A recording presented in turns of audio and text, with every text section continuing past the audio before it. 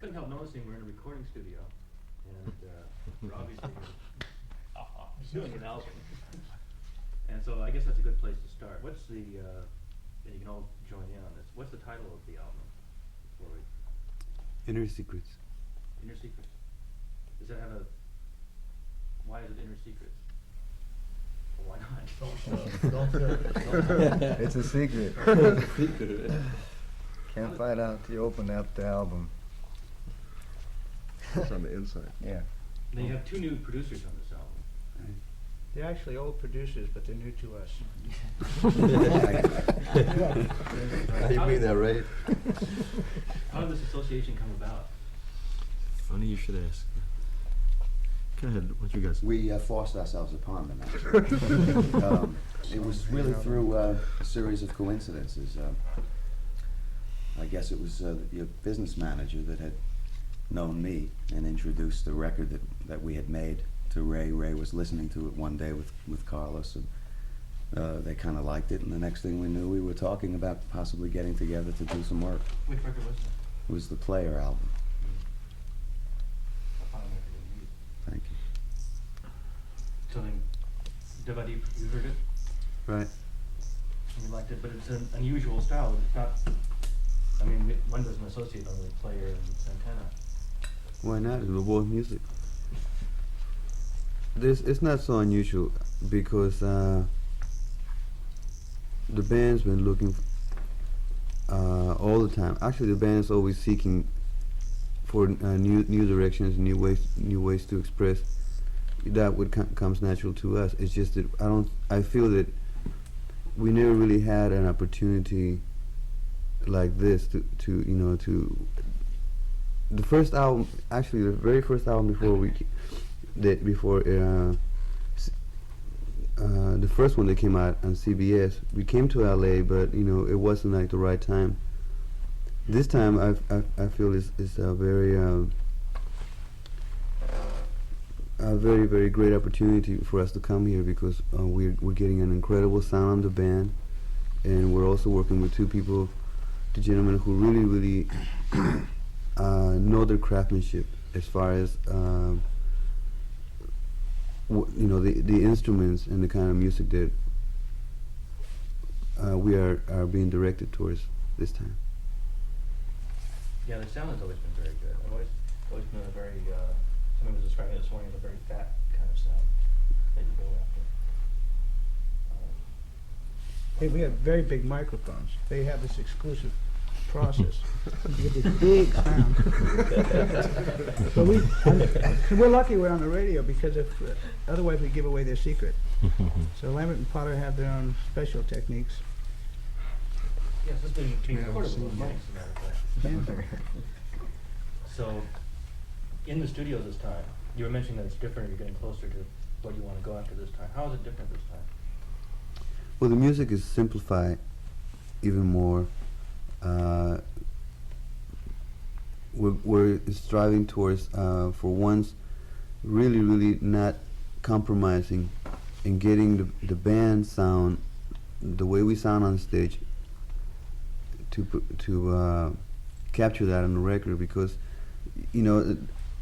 I wasn't aware before, but there's definitely two approaches of recording. One live, is I always recorded before with the band like we were recording live, everybody at the same time, and that's it, hit it. But in this way, we're laying the basic tracks first, and then we put everything else later. And I must confess, I had my doubts in the beginning. I thought the energy was going to be lacking, but I have the confidence now that the band, the musicians in the band, they have a lot of consistency, and the two gentlemen in the board, I mean, actually Matt and also, like I said, I consider them masters in their craft.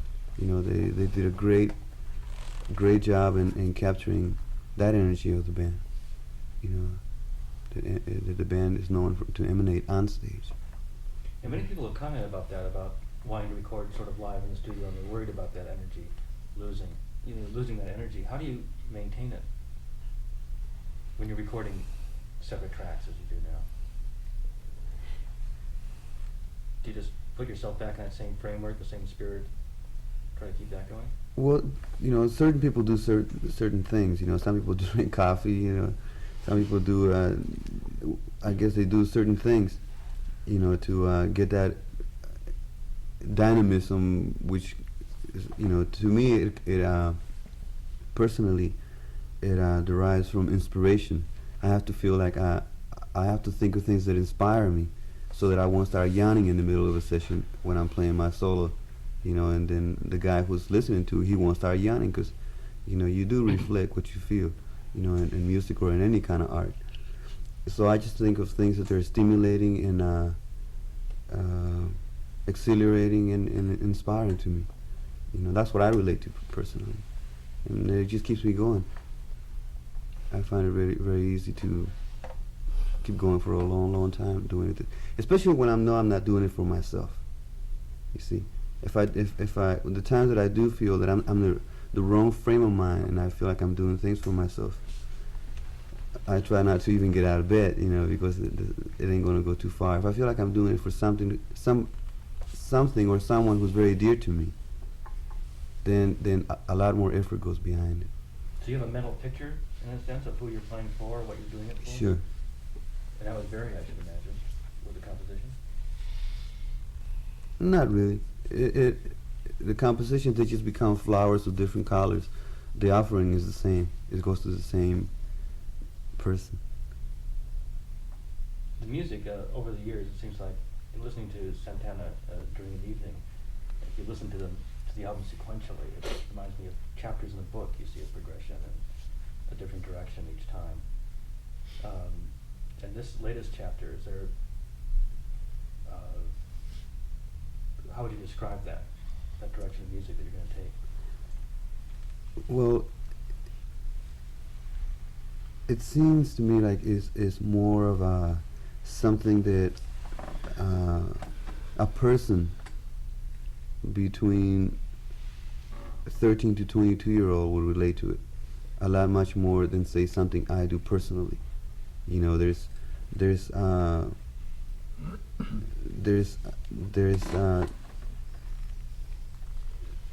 it's an era right now where we're seeking out to reach, people, a new kind of people. When we first started out with the first band, it was an incredible challenge to us to open up to Janis Joplin or Jimi Hendrix or people like this, and they had their own crowd already, Paul Butterfield, and we would, go over there, Procol Harum, and then play our music and try to reach them with what we have, Well, it's another era right now. We know we have certain people, that they listen to the band, and they're very scattered, as you can tell from Welcome to Caravanserai to Abraxas. There's, it goes from people who are totally into music to people who just do the dishes and they don't know nothing about music except that they like it, So that's the people we're trying to relate to now, because we already know that we don't have to prove anything to anybody as far as pioneering or doing anything like this. In other words, it's not the first motivation to put something so mysterious or avant-garde or anything like that on this album, especially, that it'll go over people's heads. Main thing is to capture where the band is. It's the new musicians in the band. It's a new energy. It's a new vision, and it strives more towards simplicity again. Sincerity is always there. Otherwise, I would not be here. And that kind of energy. Do you think you strayed away from simplicity over the years? Well, to a certain extent I did, but that's what makes it challenging to me personally on my albums is Devadeep. I like to create certain challenging things that sometimes when I listen to this records back, I was swimming, sometimes I could say I was swimming a little bit over my head, but that's what made it a challenge, And this album, I don't think is below our heads or above our heads. It's right where we are right now. Yeah, it's that old thing of looking for a challenge and feeling that you need a challenge. And sometimes you just gotta play instead of, Right. looking for that, I would assume. is what you're doing now. You mentioned new members, and it's almost a totally new band, I think, except for, is it Armando? I'm here. There's Armando.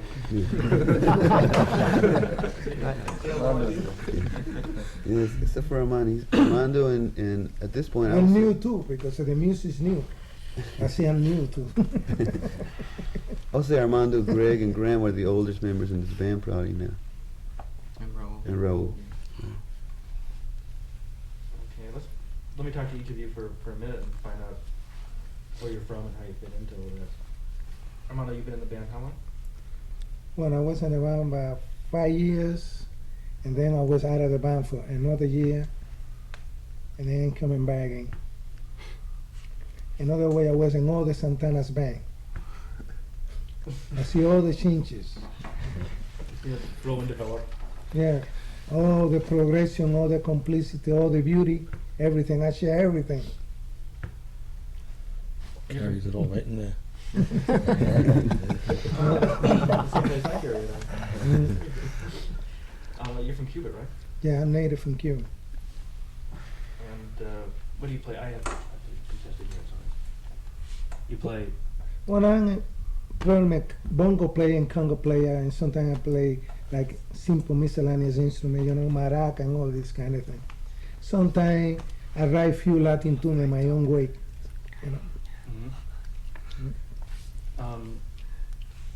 Santana's always been known for that percussive sound. Yes. You do. Is that still present? Is that still in front? It's not staying in the front, but it's there too. In this particular album, the percussion is not have the extension like we used to have before, because see, we used to all play together, and now we have produced these beautiful people here, and they very professional for what they're doing, and we play the percussion part and the instrument enough according to the music. Who did you listen to as a kid when you were? When I was listening as a kid, Yeah. well, it's thousands of conga players in my country. It's a common instrument in my country. It's like the trapped drumming in America. It's a common instrument to the American. Congas and bongo and all this is traditional Cuban instruments everybody play in Cuba. So you sort of absorbed all that. But I was starting the business when I was about 18 or 19 years old. Because in my young time, I was involved in sport. I used to play baseball, I used to box. This was my life. Eventually, I was coming to be percussion, I don't know, I was watching one of my favorite was Mongo Santa Maria. I used to watching him play. I used to watch play another guy called Potato. We call him Patato. His name is Valdez. He played with Heavy Man. He played with quite a few people. Then I was watching Chano Pozo. That time I was involved more in dancing. Chano was a conga player, But then one day, this friend of mine have a band, and he said to me, "Well, I needed somebody to play a conga." Yeah. Then I said, "What?" I bought me a conga drum for $6.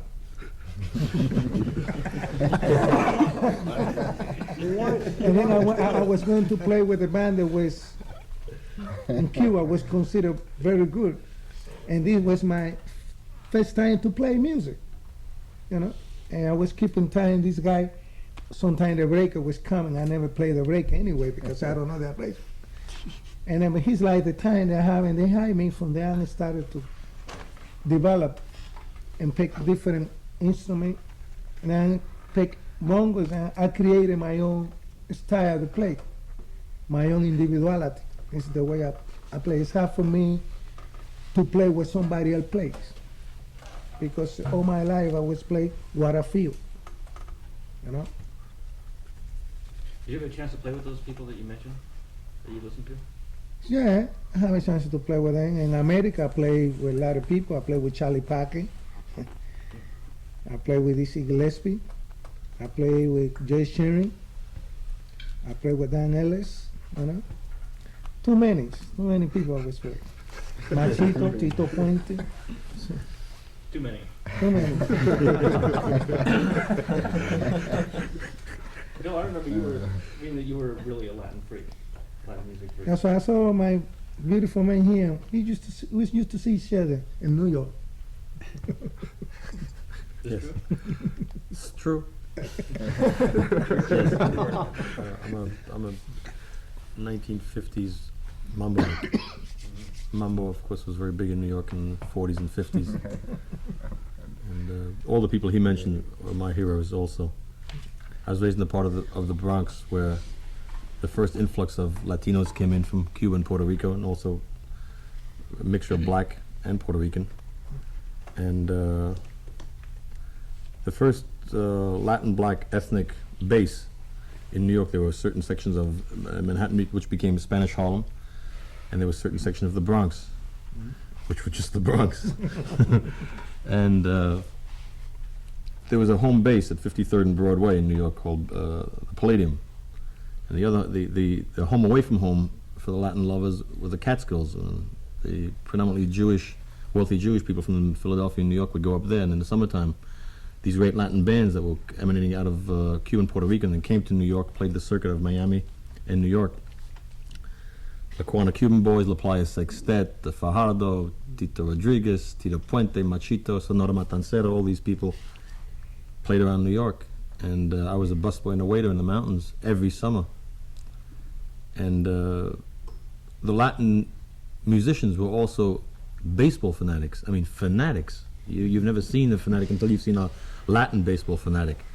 So in the afternoons, we'd all be in between meals. We'd go out and play softball, and we get to know each other.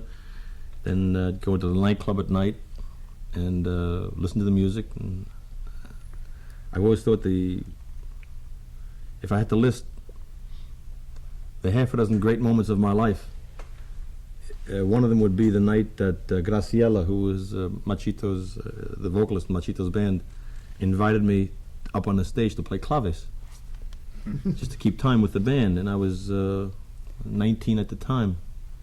And to this day, it was one of the great, Asia Minor was the name of the song. It was one of the great moments of my life. He's still waiting for that invitation from us, by the way.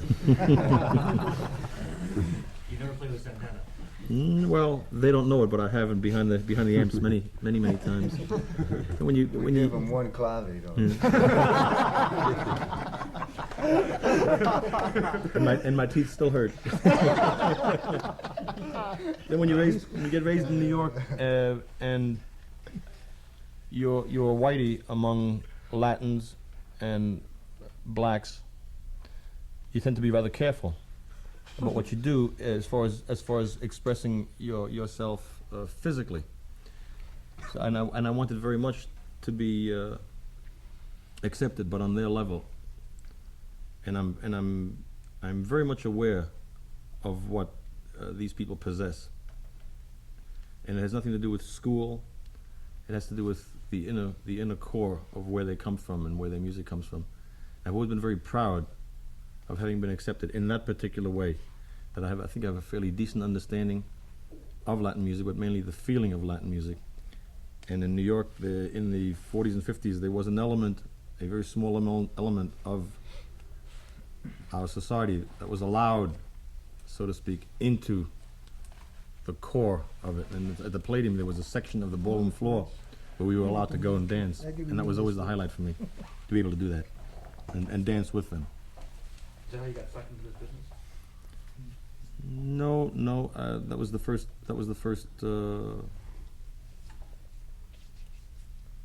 first awareness for me of what music, what it can do for people.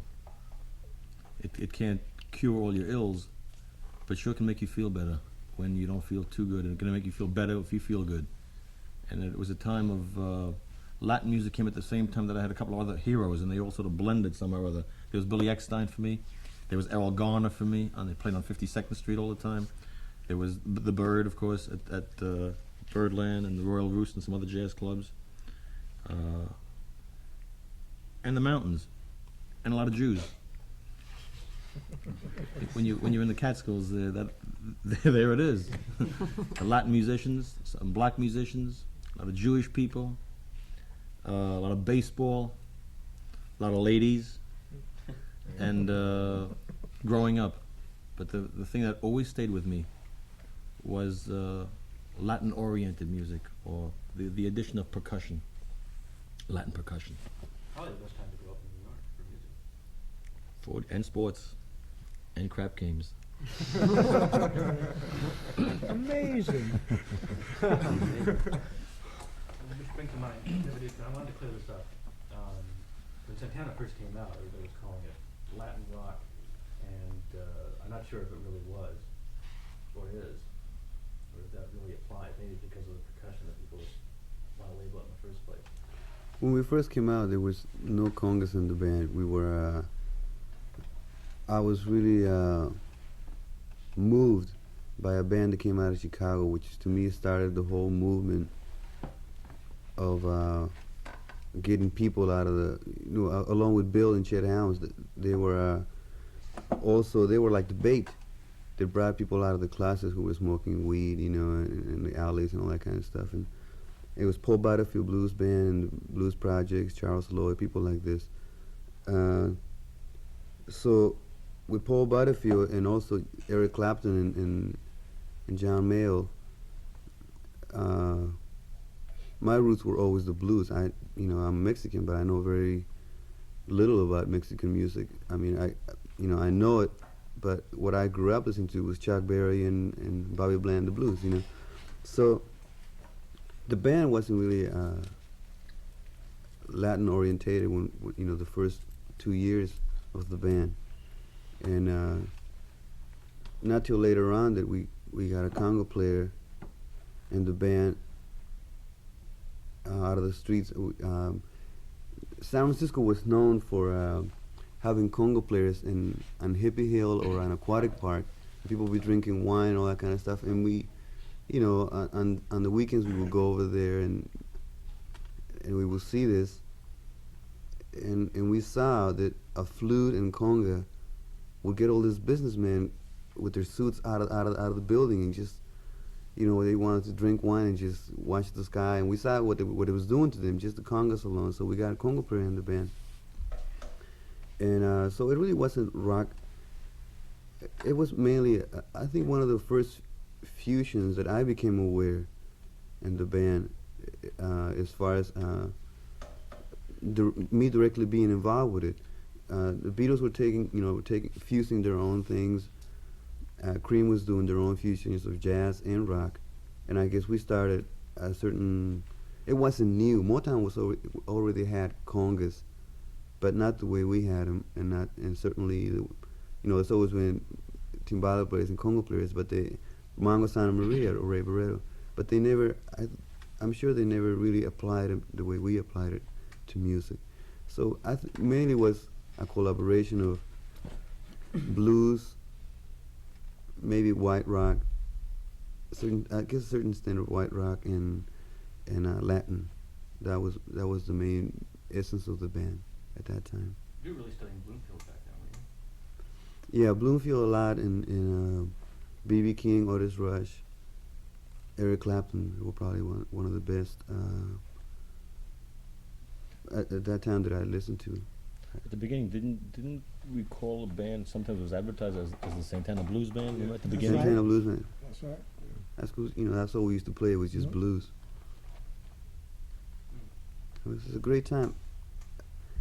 We played it mainly because it's a very simple, a very soulful sound. It has very, very little to do with uncomplicated things. And I still relate to that. When life gets too complicated, I just put on B.B. King. Everything makes sense all over again.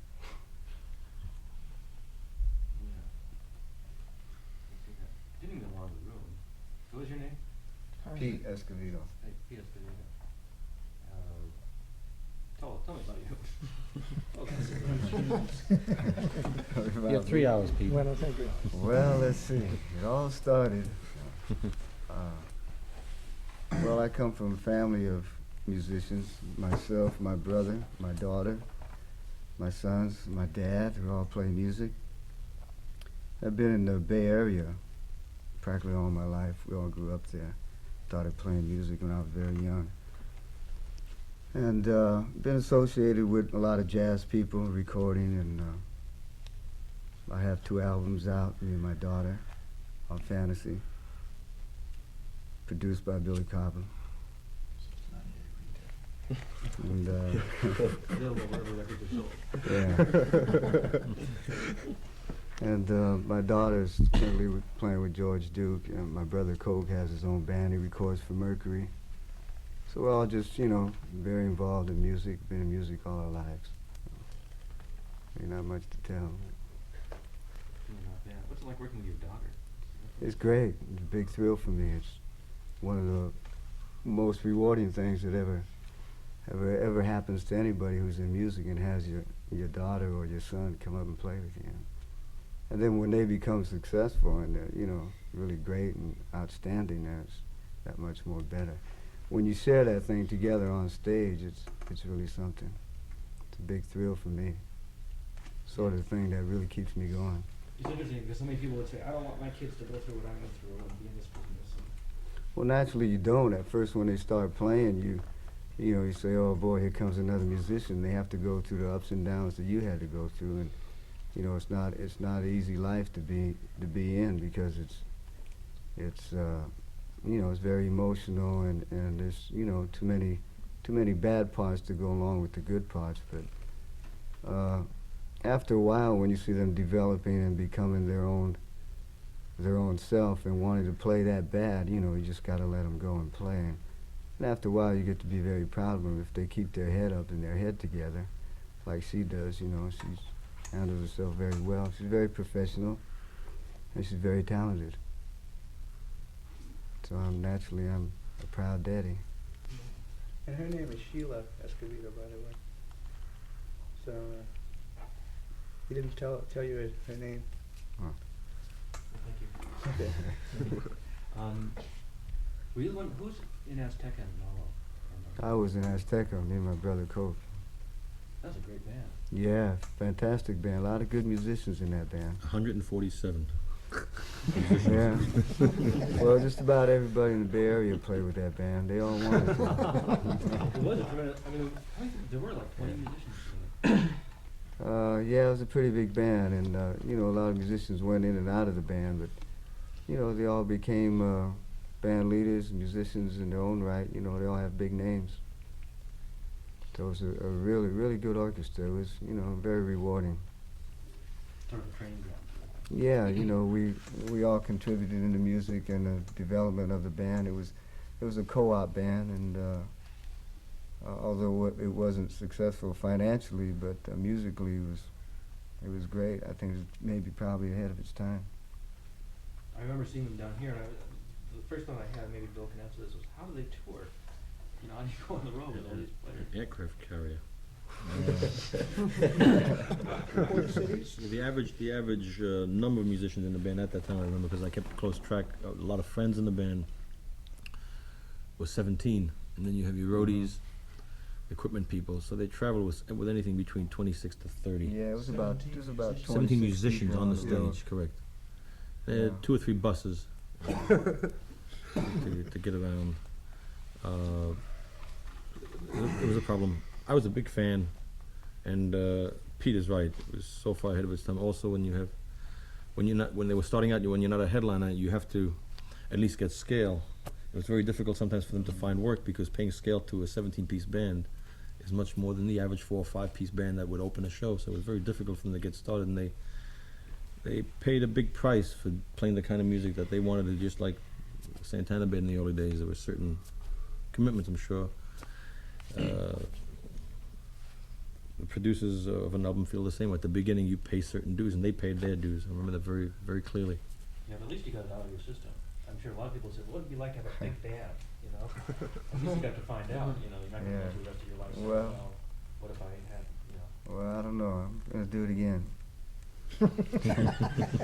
I'm definitely gonna do it again. Well, this band is what, 9? Mhm. You got to keep track of everybody. make sure everybody's there. Yeah, but everybody. Great job. Now, say that you're on an extensive tour. Tell a joke. Tell a joke. Hey, Alan, we're gonna have to change some tape. If you could hold the question, we'll be with you in a few minutes.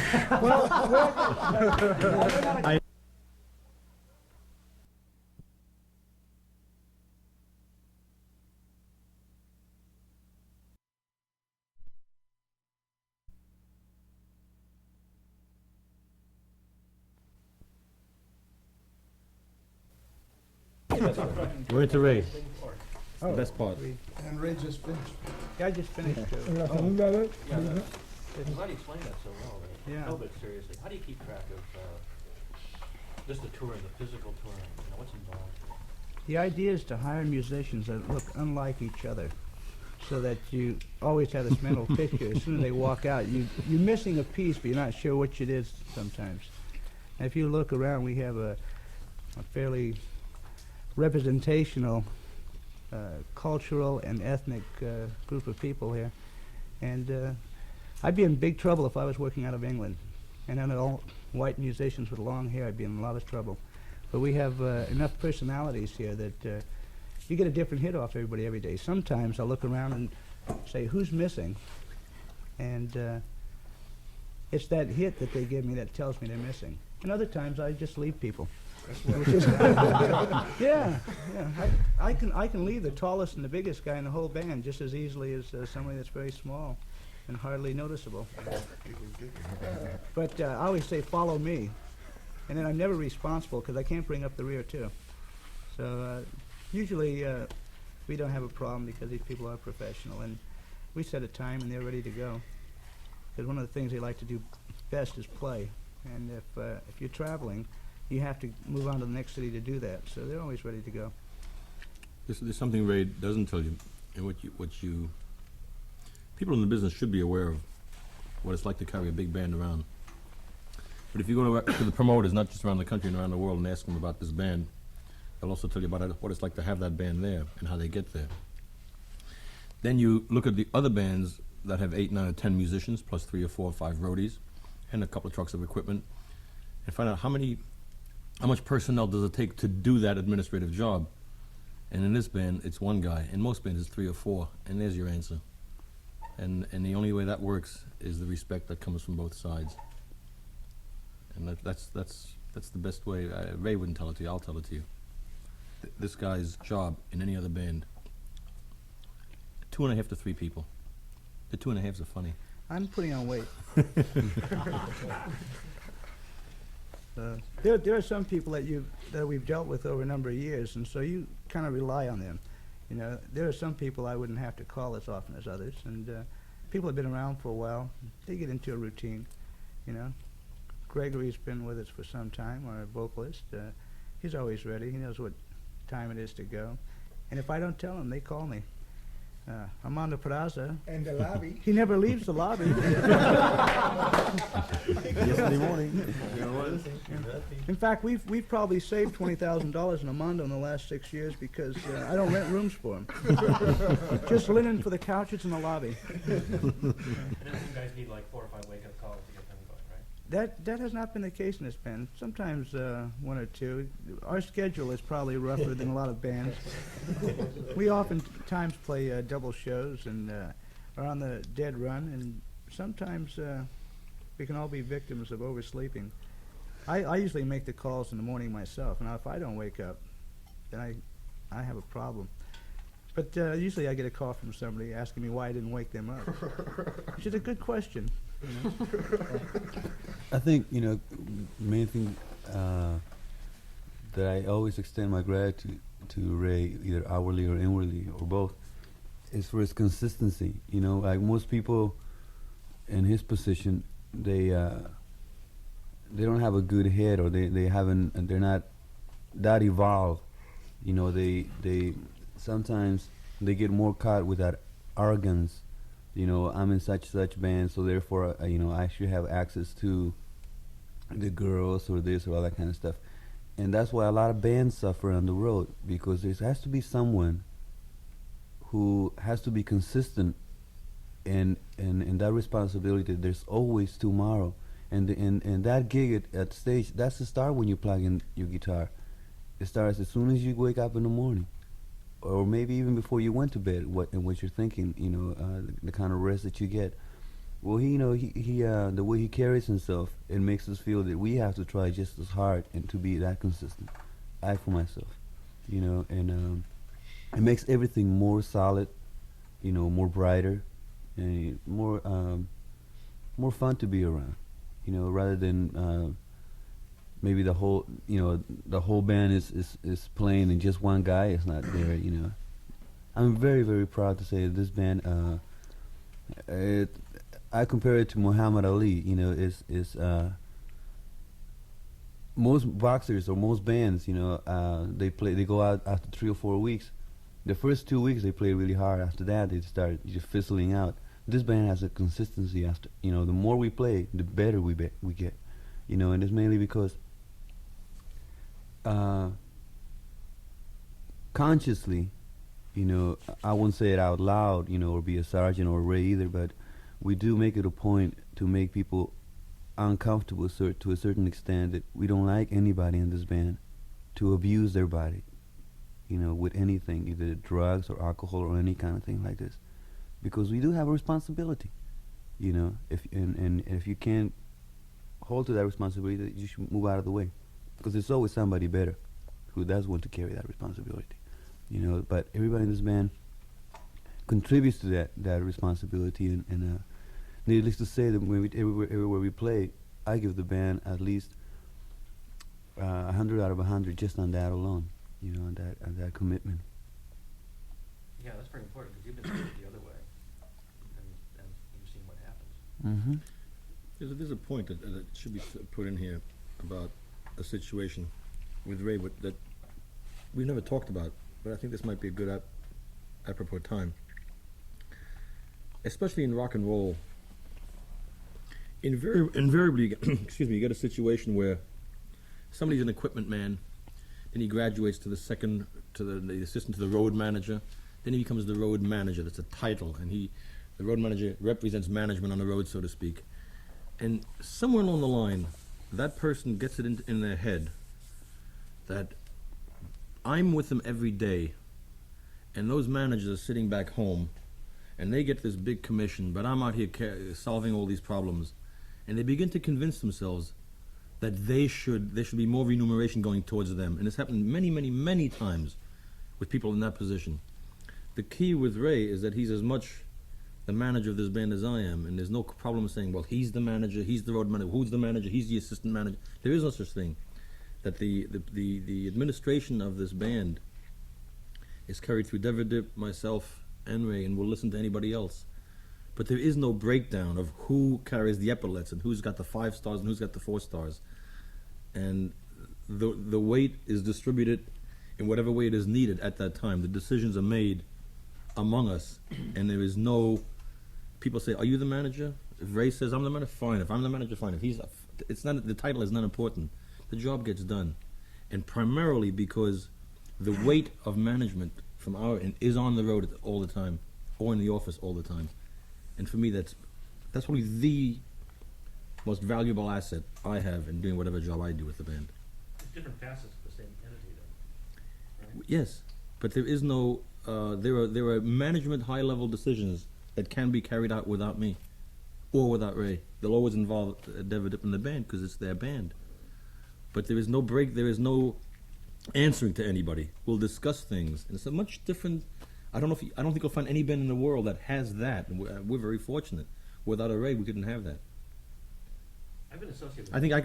And I say this with love and respect. And I'm not looking for a retort. I think I can be replaced. I don't think Ray can be replaced. I mean that. I speak Spanish. That's the difference. Not so sure if you can replace Bill. I don't want to get into that, really. I didn't say it for that reason. But I noticed it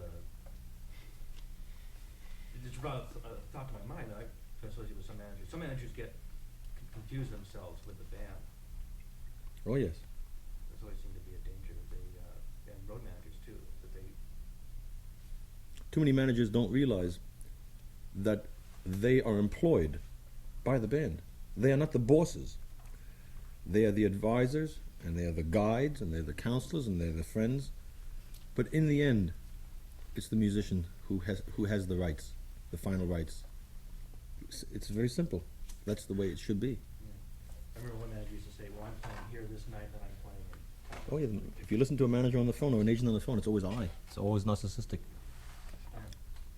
You know, one can't do without the other. That's why I think, for myself, because I've been in a lot of different bands, but since being in this band, I think this band is very fortunate, because one of the main things that happens with this band is you have people like that are so concerned with management and how we feel personally, so that when we are on the road and we do all these one-nighters and you're hopping from one city to another, Or countries. they make it so easy for you that, you don't have time to think about all those other problems. Only thing you got to think about is going out there and playing. And that's good, because they keep all that other stuff away from us. They take care of all the business and make sure that, we're comfortable on the road, and it really helps. What we share is an incredible amount of joy that I see, in people's faces, in people's eyes.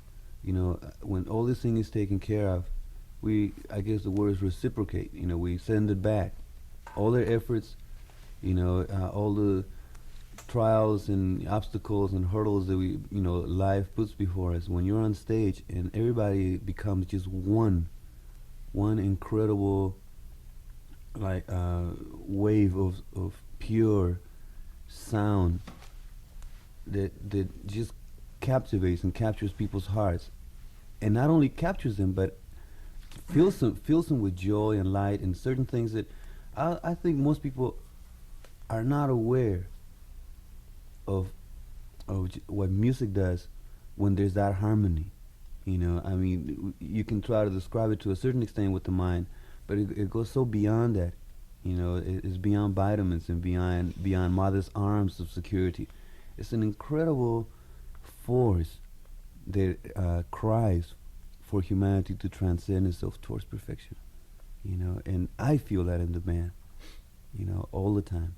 And it's hard, it's hard being in the studio doing a lot of takes, because the walls don't necessarily feed you energy like an audience does, But again, if you use your imagination, you can revitalize yourself.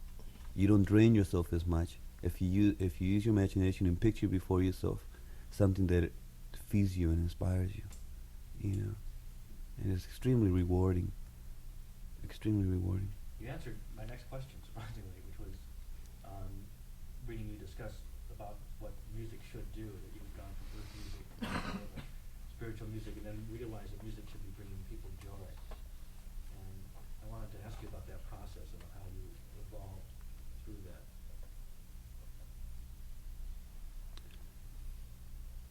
that. Again, personally, the joy that I get and that I can offer to people is that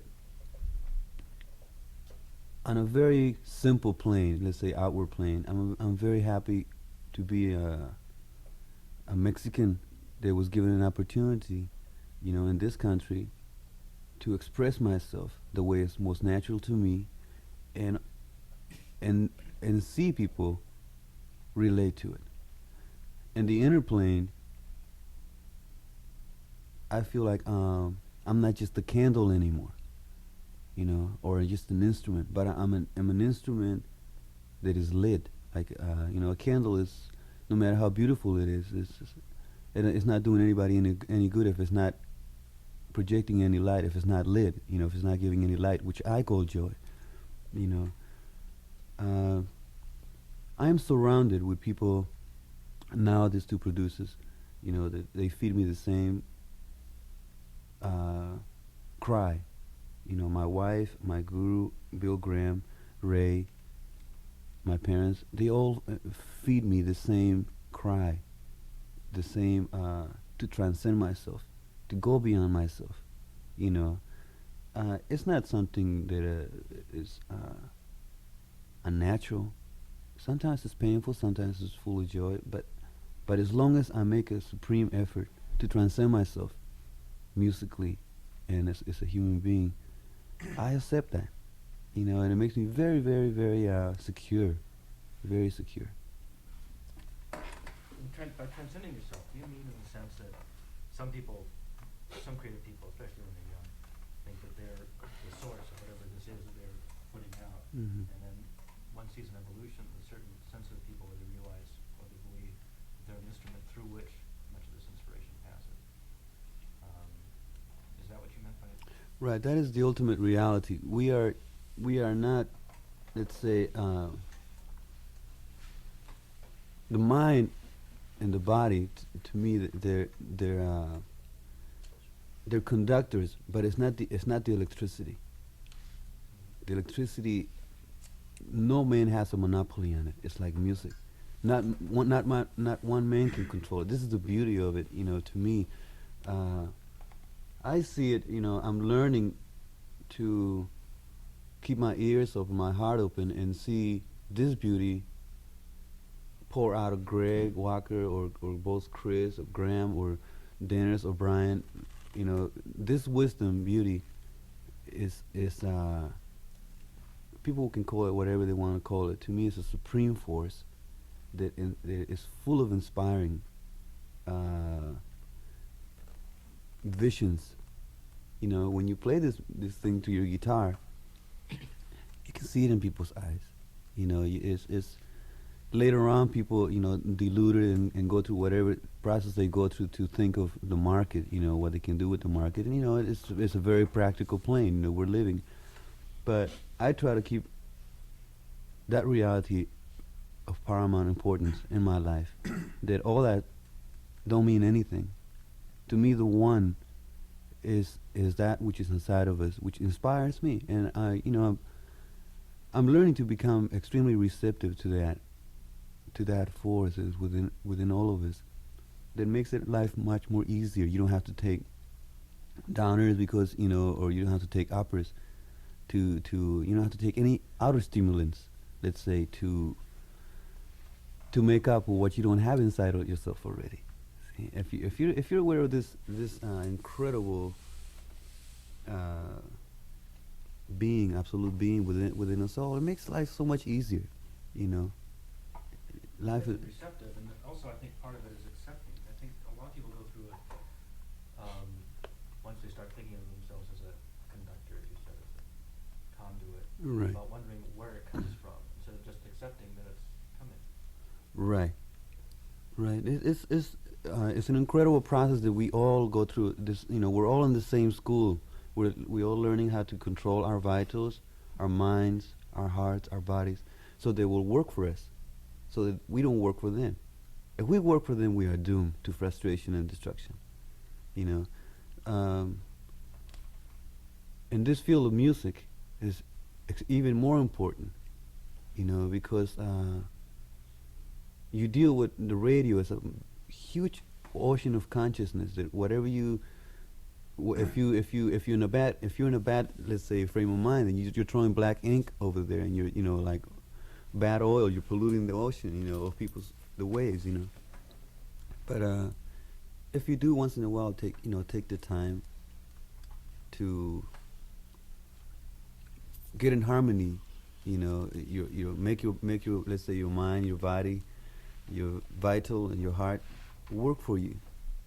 You know, then music goes beyond music. You know, and that is to me is the ultimate goal that I can keep doing, is to constantly, you know, like you said, some people think different things about themselves. You know, they want to be the ultimate guitar player, or the ultimate producer, the ultimate this. I'm finding out that the best thing that you can be is not only that. I mean, that's neither here nor there, because there's always somebody richer than you and somebody poorer than you. See, but if you can be the best person at the time and the place where you are, where people love being around you, that's an incredible goal in itself for me. You know, then the music itself it comes to you. You don't have to run towards it or cry for it to come to you. It just comes to you. You know, I'm very grateful for this band because they keep bringing this reality to me, and it's not as hard to relate to, to life, and get lost in all these other things that people get lost in.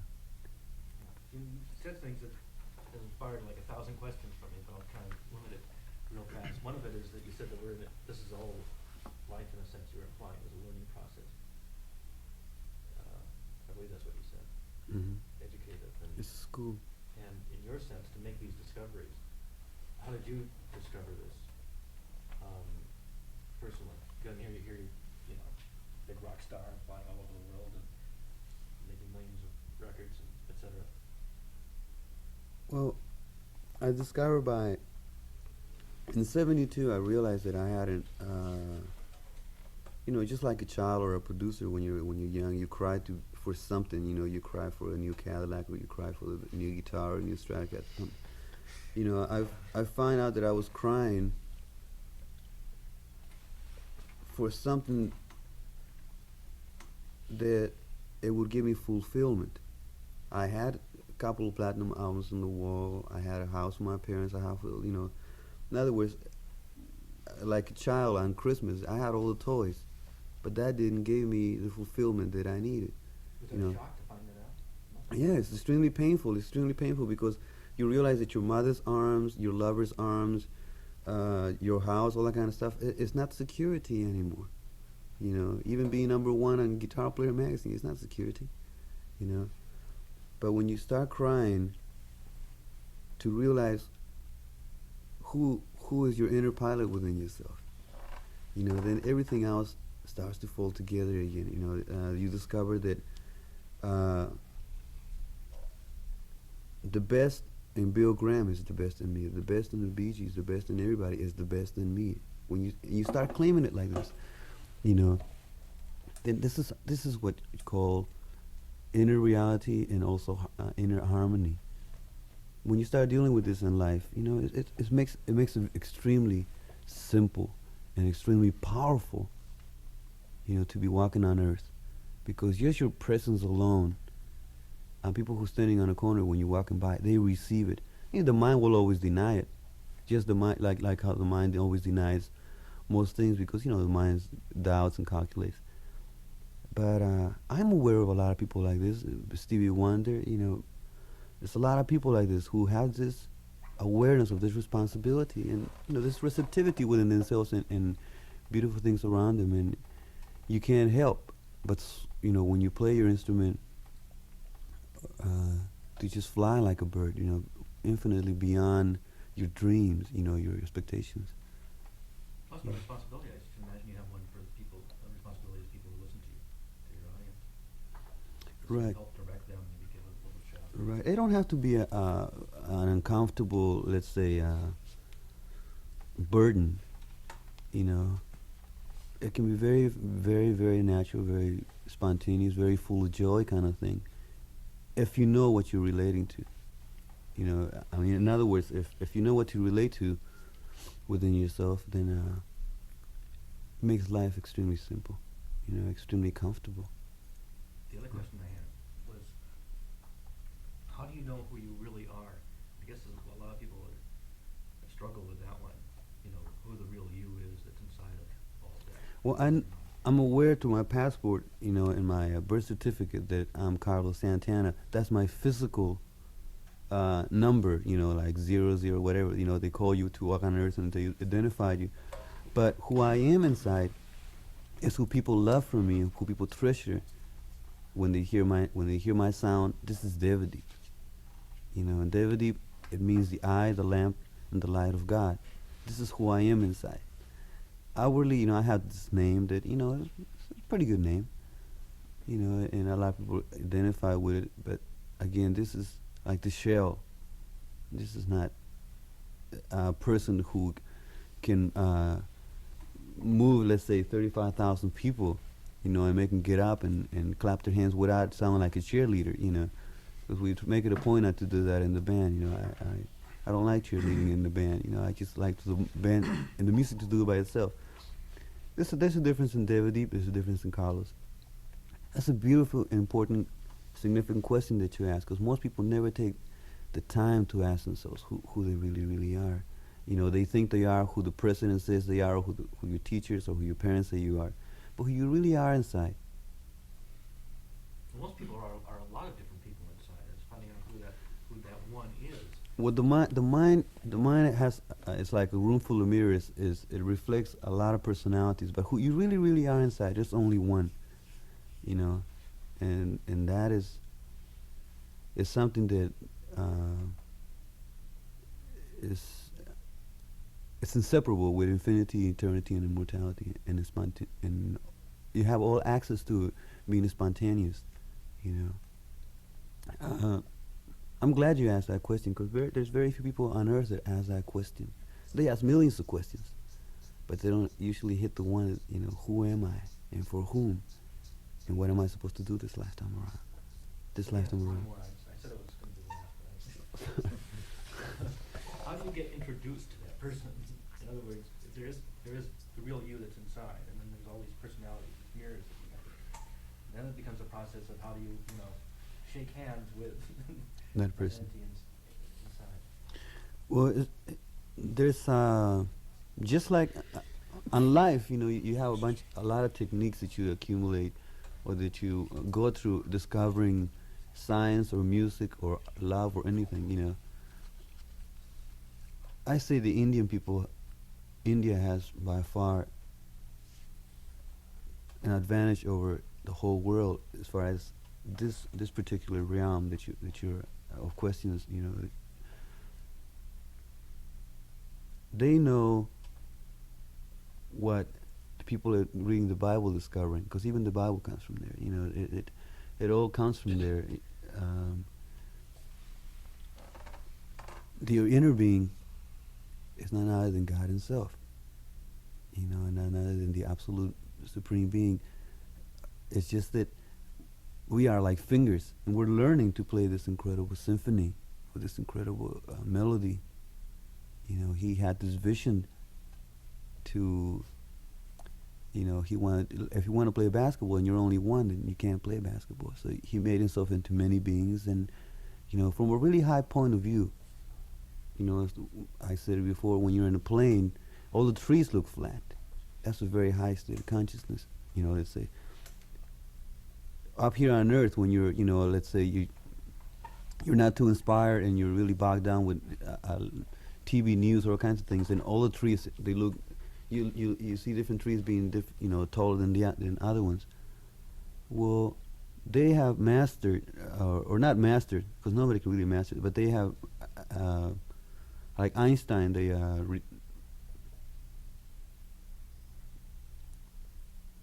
devoted themselves to discover this question, who am I? You know, and the answer always comes back the same. Who am I if not the Absolute Himself, yet to be manifested on earth? You know, through music, through art, to just plainly, simply cleaning the floor, as long as you do it with joy. You know, that's the beautiful thing about Japan, to me, that it always knocks me out. That people do whatever they do, whether they shine shoes or do interviews or whatever they do it with a tremendous sense of pride and joy, you know. And if they don't like doing something, they move on and do something that they want to do. And they don't make the rest of the people uncomfortable, which is something America and a lot of countries have a lot to learn from, you know. Because there's room to really do what you want to do. You know, there's always a law that, you know, you're not supposed to step on people's toes and hurt other people. And there's room to do that without even doing it, you know. But, you know, again, to come back to where we are right now, I am very, very grateful, because it's been very challenging to simplify the music and still maintain that incredible dynamic force, you know, emanating.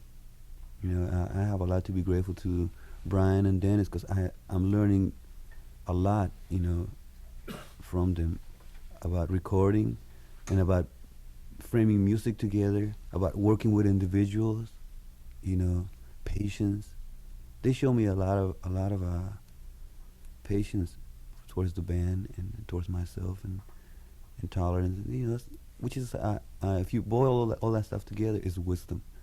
You know. Thank you. I imagine you two that David Deepo teach you and you teach him. Can you tell us about that process when you first met and started laying out this schedule?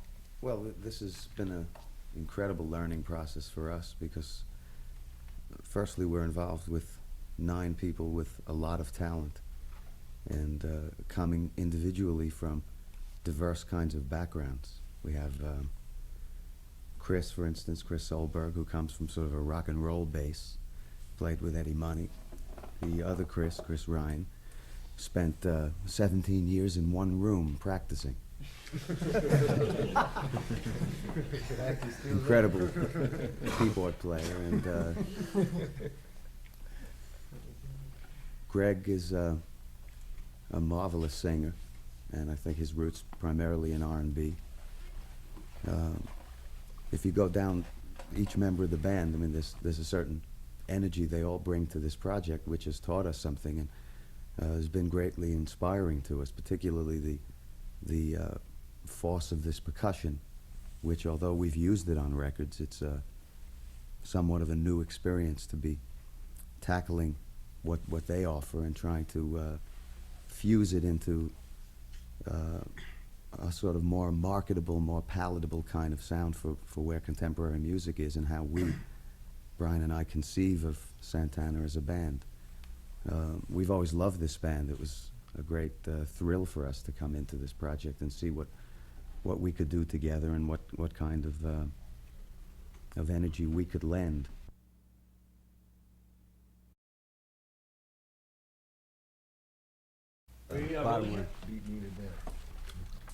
Oh. Rolling. Okay. I want to continue going around the room so we don't miss anybody. Their stories. Your name is? Raul, Rico. What do you play? I play congas and percussion, little background vocals here and there. You get to bounce off of Armando? Oh yeah, he's the greatest, really. How long have you been with the band? It's coming up to 2 years now. And before that? Before that, I was with Malo. I started out with Malo. And, well, I originally got started playing because of the Santana Blues Band. When I saw it in 1969 play at the Cow Palace with Steppenwolf and about 15 other bands. And when I saw Santana and I saw the fusion between the congas and, blues and rock, that I decided then that I wanted to play conga. So I went out and bought a conga for $30 in a hock shop and went out to Aquatic Park and drank wine and played congas with everybody and learned how to play and tried to learn how to play. Playing up that ripple. You ever think you wind up in Santana one day? No, that was a dream of mine. And I used to go to Fillmore West and watch Santana every time they were in town. And I knew the album by heart before the album was even released.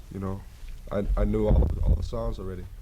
And when they finally called me to come down to play with them, I was just completely shocked. When I hung up the phone after I talked to Arnie, I was the only one home, and I went running around the house screaming, Felt like a fool, but I sure was happy. I want to ask you about Malo, because that was one of my favorite bands from that period. Mm-hmm. It really smoked. Was that, how long were you with them? I was with them about a year and a half. At the beginning, or? At the beginning, yeah. I was asked to join the band before they did the first album, but I had turned them down. I was playing with a local top 40 band, and of which I felt very close to the people. And we were all, Malo and the band that I was playing with were like rival bands from the nightclub scene there. What's the name of the band? Soul Sacrifice, which later became Daquila. right? And And Malo had a different name back then, didn't it? the Malibus. And they asked me to join, and I turned them down. I didn't want to be a traitor to my friends, so. But they came to me after the album, and I listened to the album. The album was so good that they wanted me to join the band, so I joined the band just after they finished the first album, and went on their first road tours, and did their couple tunes on their second album before I had quit. What happened to them? They had a lot of financial difficulty.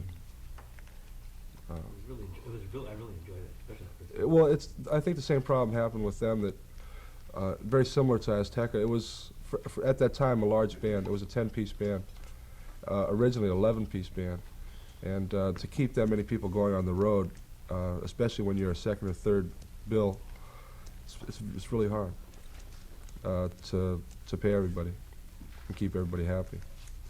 You know, Santana is a band with one of the few bands with a real heritage, it seems, going back through the years. And when you come in and you're new to a band like that, you kind of have to look to see how you're going to fit into that heritage. And it's not necessarily intimidating, but you have to look for, I guess, creatively involving yourself in that, don't you? Well, it never really was a problem for me, since Santana is, you know, it's my heritage. You know, that's what started me. That was my inspiration, and so to join the band, it was second nature. If I can interject, as a musician, it's so important for whoever you're playing with to come in and play yourself, but to play for the group instead of just coming in and saying, well, if this is this group, I'm going to play this way. So as far as to be coming into any named group, I mean, you have to play for the band. It's very important. Yeah. The band itself changes, that heritage, whatever it is, that changes too, doesn't it? It changes with personnel. Slowly but along the way, it huh? still is a constant sound, in a sense. Well, thank you. Moving along, what was your name? Graham Lear. Graham My name's Lear. Graham Lear. Yeah, I joined the band just about a month after Raoul did in summer of '76, and then I went on the European tour of '76 with the band. Was my first tour, and that sort of culminated in some of the live tracks from the last album, Moonflower. So I was on that record, and the new one that we just completed. I came from Toronto, Canada, and I was with a Canadian artist named Gino Vanelli before that. Oh, sure. Mm.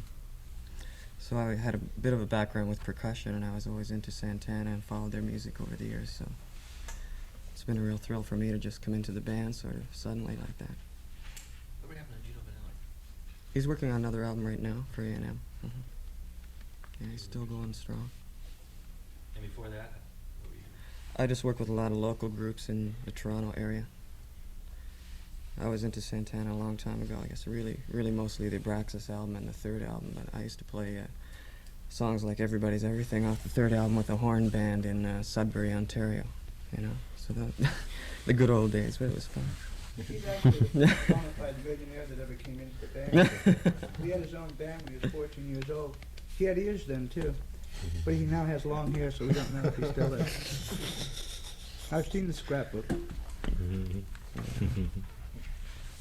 was a clean cut band. For sure. How'd you get into the band though? Is it Through the albums that I recorded with Gino Vanelli.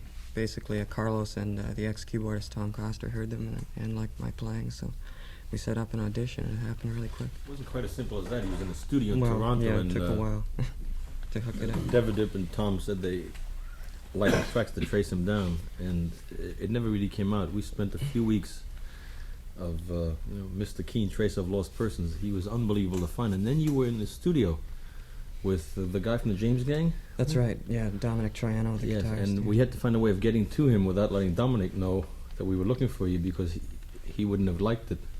So we sent messages, I think, intravenously through various ways to get you to come out. And That's then I right, spoke with you on the that's phone and said, yeah. here's a ticket, and we were thrilled that he came out. Yeah, I came home from rehearsal in the studio one night, and there was a message on the phone, call Bill Graham in San Francisco, R.E. Santana. And all right. The band really put a lot of energy into tracking them down. You know, I always tell the band, you know, if let's say if we're looking for a next member, or you know, for the band, think of his name and think about him all the time. You know, if you think about him at least 10 times during the day, he's getting closer towards the band wherever he is. And we were really crying for Graham or Steve Gadd. Now I realize that Steve Gadd, you know, is incredible. They're both incredible drummers. Yet I had to face the fact that Steve Gadd, you know, he basically spends. It's like a lot of musicians nowadays. You know, they don't like to tour. They like to just stand in the studio, and that's, you know, how they want to. And plus, they make a lot of money that way, and they don't necessarily want to go with the band, you know, on the road as much. So we said, well, it's either Steve Gadd or Graham. And then not till the very last moment, we had to go to England within 3 or 4 days, and we still didn't have a drummer. And we found this out, a drummer from Jean-Loup Ponty. And then Bill called and says, well, you know, I think we got a hold of Graham. And we had just finished telling this drummer that he was in the band with Jean-Loup Ponty. And everybody just like stopped. And he said, well, why don't we get Graham anyway? You know, and he said, well, we already told this guy that, you know, he was, and I said, yeah, but he's a fantastic drummer, man, but he can't play solos, you know. And the band is known for having a drummer who, on the stage, you know, you take a solo and you carry the weight of the band on your own shoulders, you know. But which this guy, I won't say his name, but he couldn't do that. It's more like Bernard Purdie, you know, that kind of thing. They play incredible on-the-pocket stuff, but don't ask him to play solos, you know. So I knew I wasn't going to be happy. So, you know, we went for it, and it was an incredible period of my life, because I remember I was really drained from the responsibility that most of the gigs were sold out in Europe. We didn't have a drummer, and the band didn't know most of the songs, because we were in the studios, a whole new band, and I was coming down with an incredible bug, the flu, and I even doubted Graham after a while. I said, I don't know if he's gonna make it, you know. But Bill Graham and Tom, they said, man, you know, this kid he's putting tremendous effort. He went over to Ndugu's house, you know, and over to Michael Street's house, and he literally absorbed everything that those cats ever put into the band, and now he's got his own again. We arranged all the material after that. Yeah. We knew pretty well how hungry Graham was, because when I called the studio up there, and I remember very specifically, I left a message, please have him call this number in San Francisco and have him collect to my home or to the office. And I realized how hungry he was for the gig when he called prepaid. That was the key for me. That he didn't call collect. He just called me. That's right. That was the point when Bill Graham saw he could save $10. He used his own nickel to call. Ever since then, you know, I inwardly I offer him my what do you call it, my apologies every day, inwardly, ever since that day, because I guess it's not so much that I doubted him. I doubted the whole thing. I doubted myself. I doubted the whole tour, whether it was going to work, you know. And then we got together again, and he just threw the energy right back at me, and we said, "Whoa, let's go." Yeah. Especially in rock and roll, and a lot of people find it hard to say, and I think I don't. You get a room full of musicians like this and say, "Oh shucks, you're good and you're great," or "You are far out." Especially a band this size that tours a lot, and there's a tremendous amount of pressure on a day-to-day basis, recording, then writing, and then touring, and trying to vacation. But when you got guys like Graham, and there were the rest will fall in line too, but it's like a metronome. You know that when there's a gig, the cat is on the bus, he's at the gig, he's rehearsing in the room, it's on the stage, and when you have a band that has just 3 or 4 of these, we have more. It just flows because you have those guarantee columns in the personnel, and you can't replace that. That's besides the musician. You know, people talk about pros. I'm not a Pete Rose fan, the individual Pete Rose. He's too all-American Jack Armstrong for me. But if that for which he stands other than that is fabulous for me. The guy, he'll slide into the center field if there's another base out there. He'll go from home to first to second to center field to third if he has to. And I love that. And that's one of the things about Graham. He's just in the pocket, not just musically. And when you have that, there are so many other things you don't have to worry about, which in rock and roll is very rare. And that, besides the music, is this band. Guys like Graham and Greg and Dave and all the rest. You have a certain level of competency where you strip worrying about the automatics, which again keys on Ray. We don't worry about whether the rooms are there. It's done. Is the plane there? It's done. Is the luggage done? It's done. Are the instruments the road crew that Ray hires? It's done. And what we then ask of the band, take that energy and stick it on the stage and give it to the public. And that's the key to the musicians. And that's always been the thing besides the playing for me with Graham. No matter what else, just there. You think about rock and roll. Just think about rock and roll, and you know what I'm talking about. David, you mentioned something that I thought was interesting. In saying that when you were looking for Graham, that you asked everybody to think about Graham 10 times a day.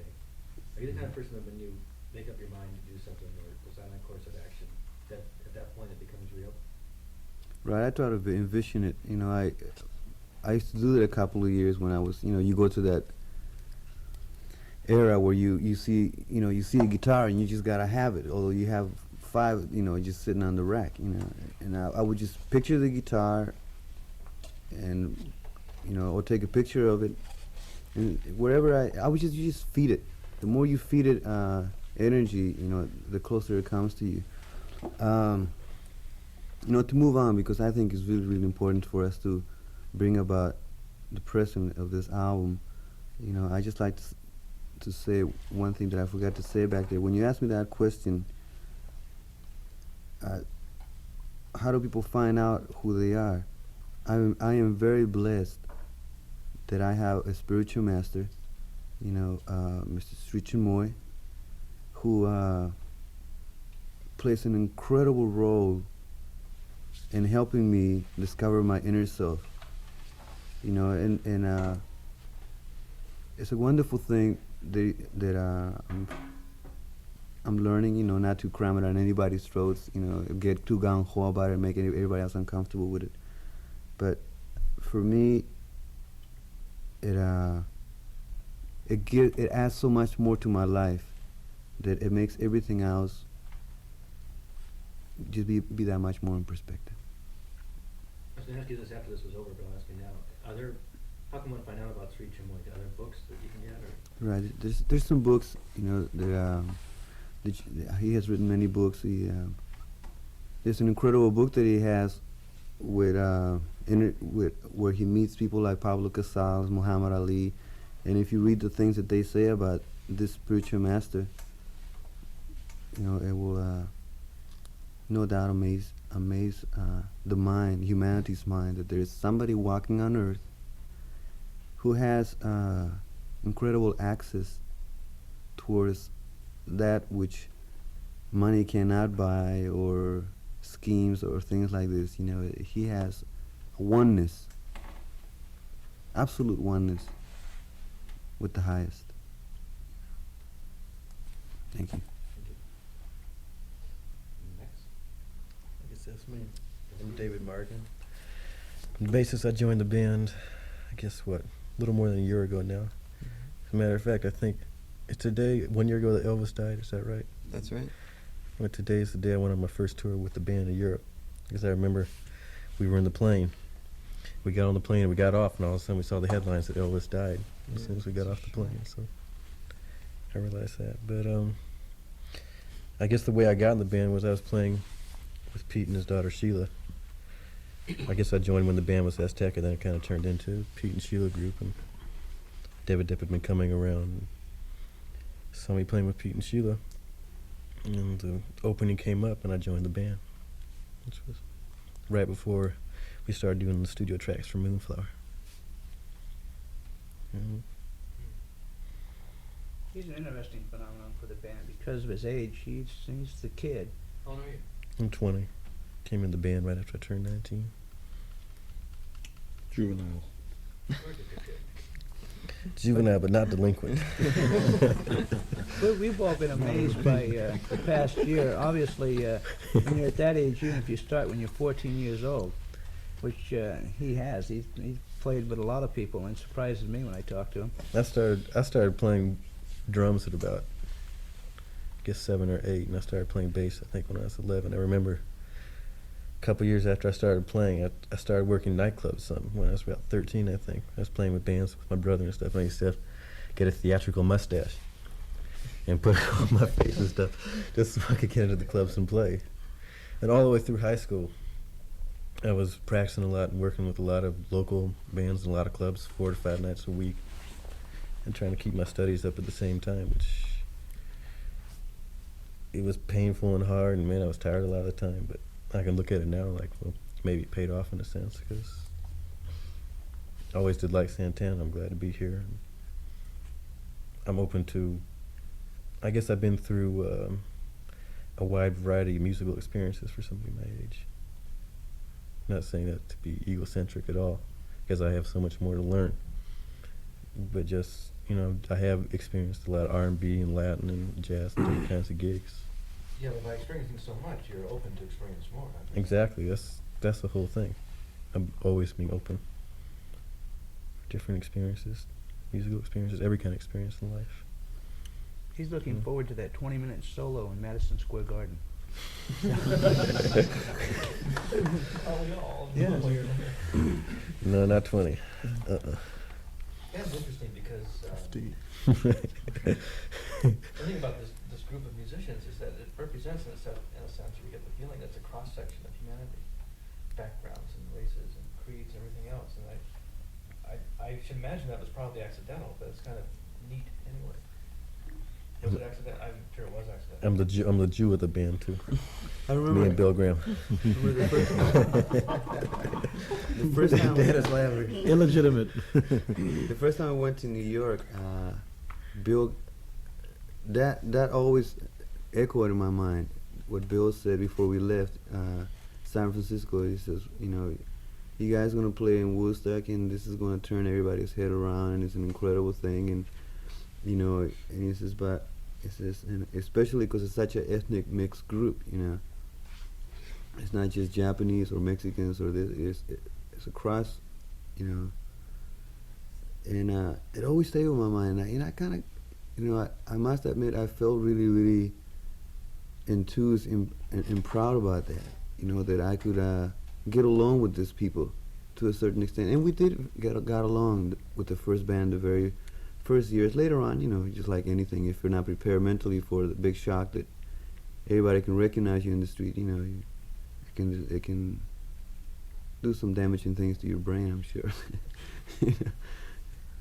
But you know, it's nice to be in an ethnic group because you learn so much, you know, from them. You know, you're constantly learning. You go in one room, somebody will listen to, you know, Marvin Gaye, somebody will listen to Machito, somebody else will listen to Jimi Hendrix or Miles Davis. So it's an incredible amount of education that you learn from everybody. I showed David what matzahs were the other day.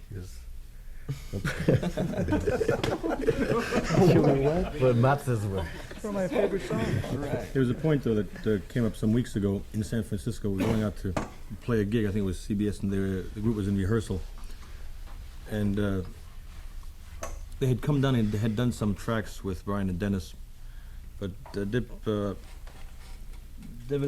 something happened in the studio, and he started talking to the musician, and we were just sitting there. And they were talking about the possibility of some difficulties arising in the studio. And talking about the backgrounds of the musicians and the backgrounds of the producers. And the fact that he brought up the point that these gentlemen are the professionals in the studio, and they're professional musicians, but there has to be a meeting ground, and unless that's done, we're not going to get what we hope to get, which is that with all their technical expertise in their area, and all the musical and creative expertise in the musicians' area, there has to be a bowing to, and a giving in to, something which one or the other may not have, just because you can't have that. You can find me the greatest chef in the world, and he's not going to make chopped liver like my sister, because that's in her to make chopped liver that way. I know it sounds corny. Well, there are certain things that these musicians, these very nice people, can do in a studio, and they also have creative minds musically. But I mentioned this to Davidip, and he extemporated even beyond that there is no way that a Caucasian person can truly understand the emotion of a percussion instrument with which Armando Peraza was born with. I mean, there's no way. By the same token, there is no way that Armando Peraza is going to understand the joy of stickball in the Bronx or in the mountains that Dennis O'Brien may understand, or something that he went through in England as a childhood. And if that can be understood and accepted, then we're okay, because that's what the working together is all about. Taking something as far as you can, and if the other guy can take it that last inch, then you bring in the other fullback and let him take that step. And to me, that's the key of this album. That there is that unity, and you always hear about it, and you always hope for it. But there are certain realities that have to be accepted, and too many people don't accept it. And that's the limitations. Man, I've got mine. And there are many times I'm very stubborn, and I'll try to do it myself, ram it against the wall, and I get hit. And when you allow that, and that's the point that Dip brought up at that meeting, which I thought was the turning point for this album, by the way. Remember that meeting we had in the rehearsal hall? Man, if we ain't got it, go to the next guy. And then this guy got it. Yeah, because obviously it's here. But especially with the things that we were talking about, which is percussion. And look where these people come from, and they're the vocals and they're the charts. But we're also talking about an element that the Santana band has. Well, the thing that makes unity work in music or in life, I think, is diversity. I mean, that's getting diversity on the tracks. Yeah, that's true. Getting it on the tracks. And that's what I sense part of the joy is from it. You have this diverse group of people who come from all over, who are still united, but that there's room for that diversity to shine. You know, The fact that an amazingly successful individual, you gotta deal with that and then deal with the band, after 10 years can open up, and you gotta understand, you're in a world of tremendous egocentricities. That's what success brings about, especially in the world of entertainment, in that media. That all of a sudden, here's this avenue channeled through that. And for years and years, there have been other producers, there have been self-produced albums, and all of a sudden to discover the joy of collaboration on this level is boggling to me. And all I gotta do is put on that cassette, and I know how right the choices were.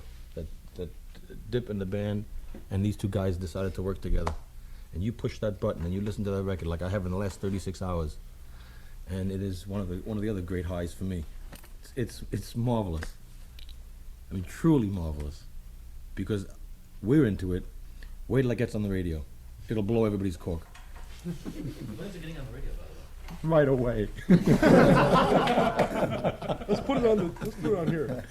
Everybody in my office heard it because I played it for everybody yesterday. It should be available by the end of September, we would hope, the album, as soon as quite possible. Now then, it's your turn. Hello. Mr. Walker. Oh, okay. Well, my name is Greg Walker. I came into this band around 1975, latter part. It was an incredible experience for me. I'm not from San Francisco or Oakland. I'm Berkeley. Or Berkeley, or I'm from right here in Los Angeles. And I'd never really gotten into what Santana was into. I mean, I was in a group called A Taste of Honey before I got in this group. And we used to do a song called Evil Ways, right? I never knew nothing about Evil Ways, and it took me a long time to learn the song. So then shortly after that, Indugu, who was the drummer in the group at the time, called me and said, Greg, Santana's looking for a lead singer. I said, who? You know, he said Santana. So I said, well, you know, okay. I'd heard the name, but I was never really into the music. I wasn't into much music outside of the Temptations, you know, or somebody like that. But I came up, packed my bag, because I was like really, you know, confident about it, and went up and opened my big mouth, sung a song that he had written called Give and Take, which I liked a lot, which Bill came in and liked it. Ray was there. I'm gonna get back to Ray too in a minute. But anyway, they said, yeah, you know, we like you. They sent me out of the room, you know, they sitting there and they talked, you know, and came back and they said, yeah, okay, we want you in the band. So it was great, and they had some secretary take me to the airport and they sent me back home. I went back home, you know, and told my mother I was involved in the group, and my mother didn't know Santana from, you know, whoever. But I said, okay, fine, you know, I'm in this band now. So a few weeks later, I came back up. We started getting ready for a gig at Winterland and to do the Amigos album, which was kind of a turning point for the band. Anyway, that went on, and did a few gigs with them, and that must have went on for about 9 months. And I got a call from Bill Graham on the phone. You know, he says, Greg, you sitting down? I said, no. He said, you better sit down. I said, what's the problem? He says, well, Carlos wants to make some changes in the group, and you're one of them. You know, I said, why? You know, what's the problem? He said, you're too tall, man. You know, you never. He said, you stick out like a sore thumb. You know, we just, you know, you're too tall. Okay, come back. I said you were too large. But well, it was something to that effect. But anyway, it was all fun. You know, I could get into talking about growth in this group, and we'll be in here all day. I have learned so much. I never listened to not one white rock record. Never.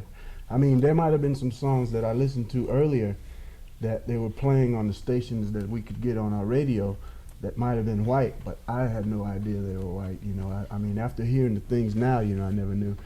And to me, that was a big, huge step as far as personal growth. To be able to open up to music as opposed to white music, black music, green music, whatever, you know, it was really a huge growth. And I think that the fault lies in working with these people. I'm the only black cat in the group that's from right here, and a lot of times I get a lot of racial slurs, you know, you know, you want to come lay out in the sun with us, you know, shit like that. You know, I mean, you know, I don't say much about it because it's cool, you know, it's cool. And I don't get much trouble though, you know, from most of the guys, because relax. I don't get much trouble from anybody, you know, too much, because I'm 6'5", you know, and I just refuse to take it. You know what I mean? Say something.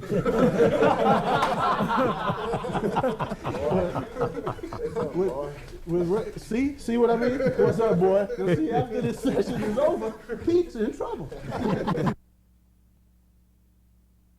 Now, Ray, we were talking about Ray earlier, and everybody had something really good to say about Ray. Bill Graham said he's so more important than he is. Carlos says he's incredible.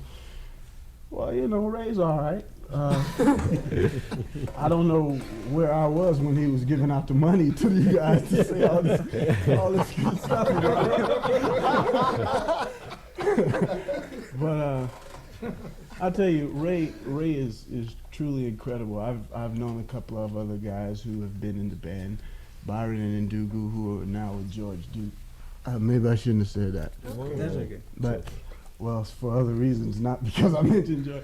But they had mentioned that Ray is an incredible being as far as taking care of business. I mean, there's a saying, Ray TCB. I mean, he just really, to be able to go out on the road, and Pete mentioned it, not have to worry about anything. I mean, all we do, well, we say all, there's so much more involved in it, but You know, all you have to do is like get up, get on the plane, you know, go to the gate, play the gate, come back. I mean, we don't have to worry about the tickets.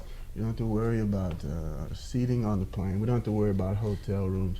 We call him at night when we're sick. Ray, you know, don't feel too good. He gets on the phone, maybe takes care of getting somebody to a hospital if necessary. If somebody has a flu or something, you know, just little personal things that you never expect somebody like Ray to do. And to boot, he's the craziest dude in the group. I mean, you know, He's a nice guy too. and I say, you know, in the group,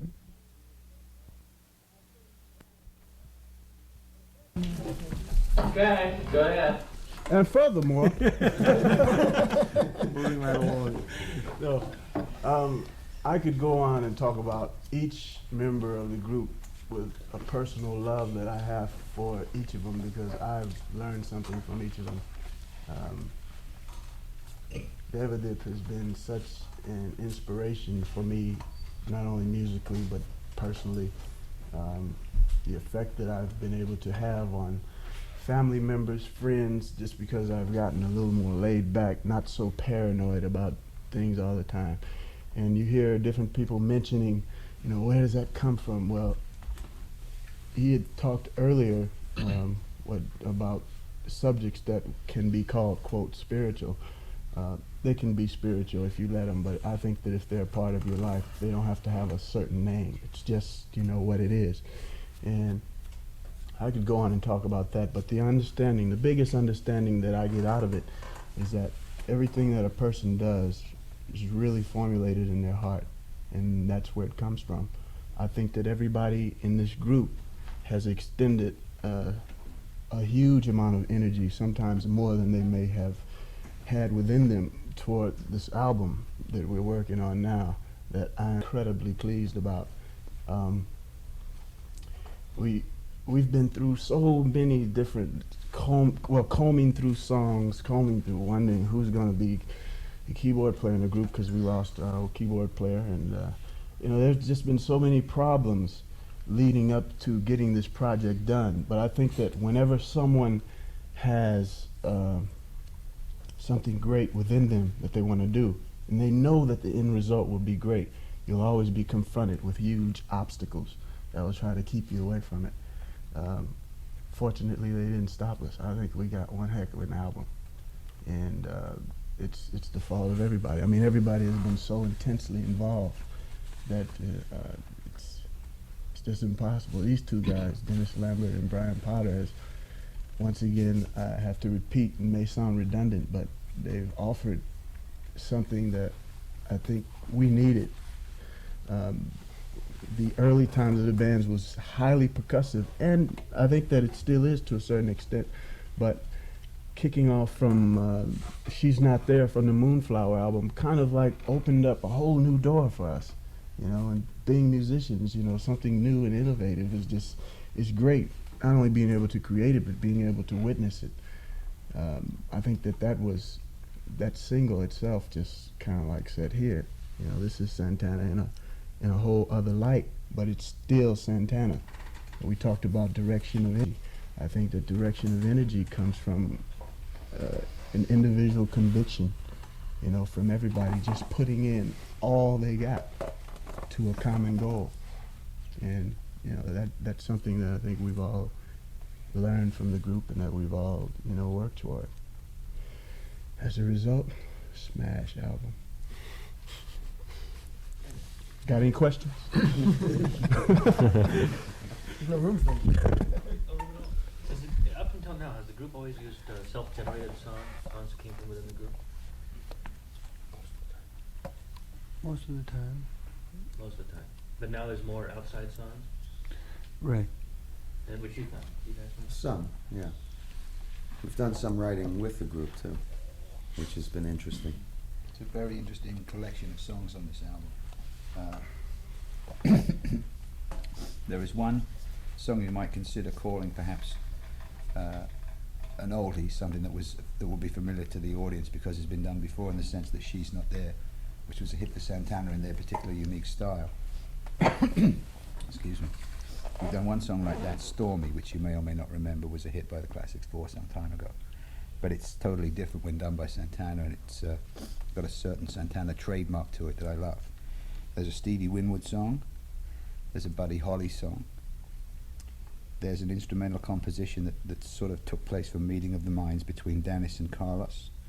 There's a purely rock and roll song which Greg and Carlos put together, which I think when the record buying audience, that part of the audience familiar with and in love with Santana listens to, they'll be very surprised at the rock and roll credentials displayed by this particular track. I think I can honestly say that quite apart from the unique style of this group, they're going to show on this album the ability to hold their head up on a rock and roll front with an Aerosmith or a Foreigner or any of the groups who are currently making purely rock and roll records, because the musicianship is here, the capacity to understand that music is here, and maybe this album will be the first vehicle for that to blossom. So we have that, which is a tremendous primitive rock and roll in the sense that it's maybe a little English sounding, which of course I would know something about. I didn't have the colourful background myself, you know, as a musician that maybe Armando had or Bill Graham had back in New York. I'm from white middle class England. I didn't think, until I was 15, I thought the blues was the Oxford University rowing team. But eventually this was the group that you learning all your inspiration. absolutely, Right? absolutely. My good friend. Eventually that you have to express like in English, you know? In the No five quiet, no quiet in the real nitty-gritty things, you know? And your own expression. It's like it's like a big grand say, you know? When That's my everybody good has what friend you call Armando. the challenge. Anyway, just to run down the rest of the songs, there's another very interesting song which is a sort of fusion of R&B and Latin, which I think was written by Greg and Carlos. There are 2 songs by Lambert and Potter on the album, and I think that's about everything that I've mentioned. And anyway, it reflects a kind of a musical endeavor that the group reflects as a sort of United Nations of people, and that's what I like about it. This particular band has the capacity, instrumentally and vocally, to be able to take any kind of song, as long as it pertains to contemporary rock and roll music in any sense, and give it their own seal of approval and their own stamp of identity.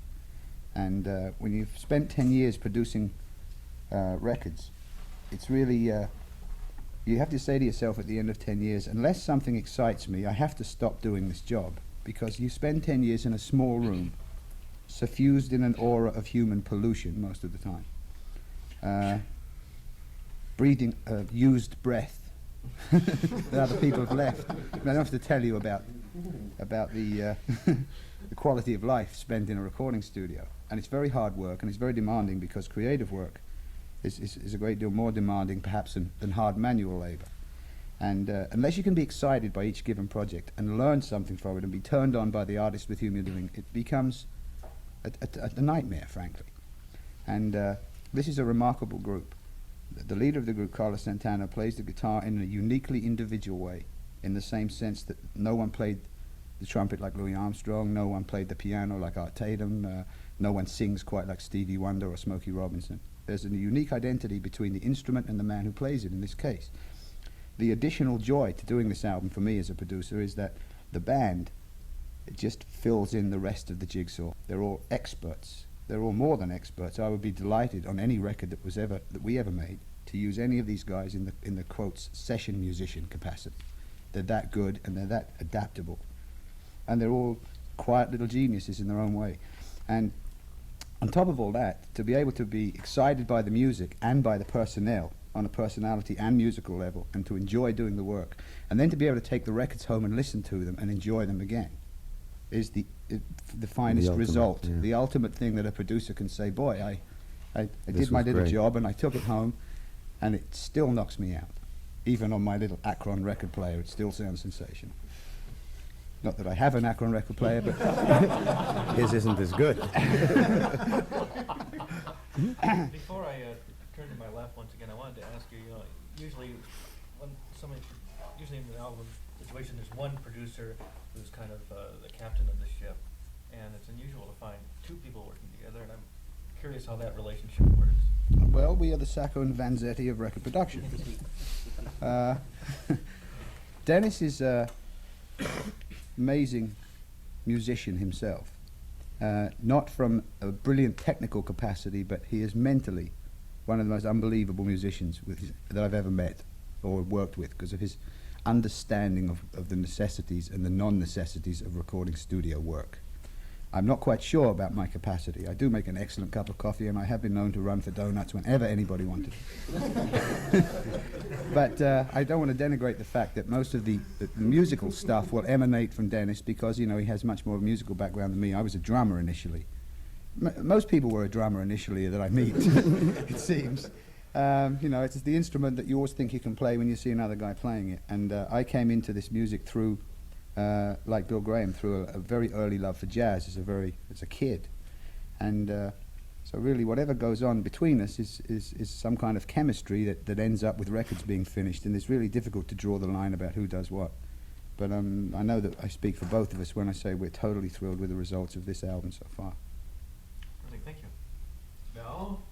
Oh, hi. I'm Chris Ryan, and I'm playing keyboards with the band now, and I've been here for about 4 months. You're the discovery, right? The one they needed at the last minute? I don't know if I'm a discovery. I think I maybe discovered them. How'd that happen?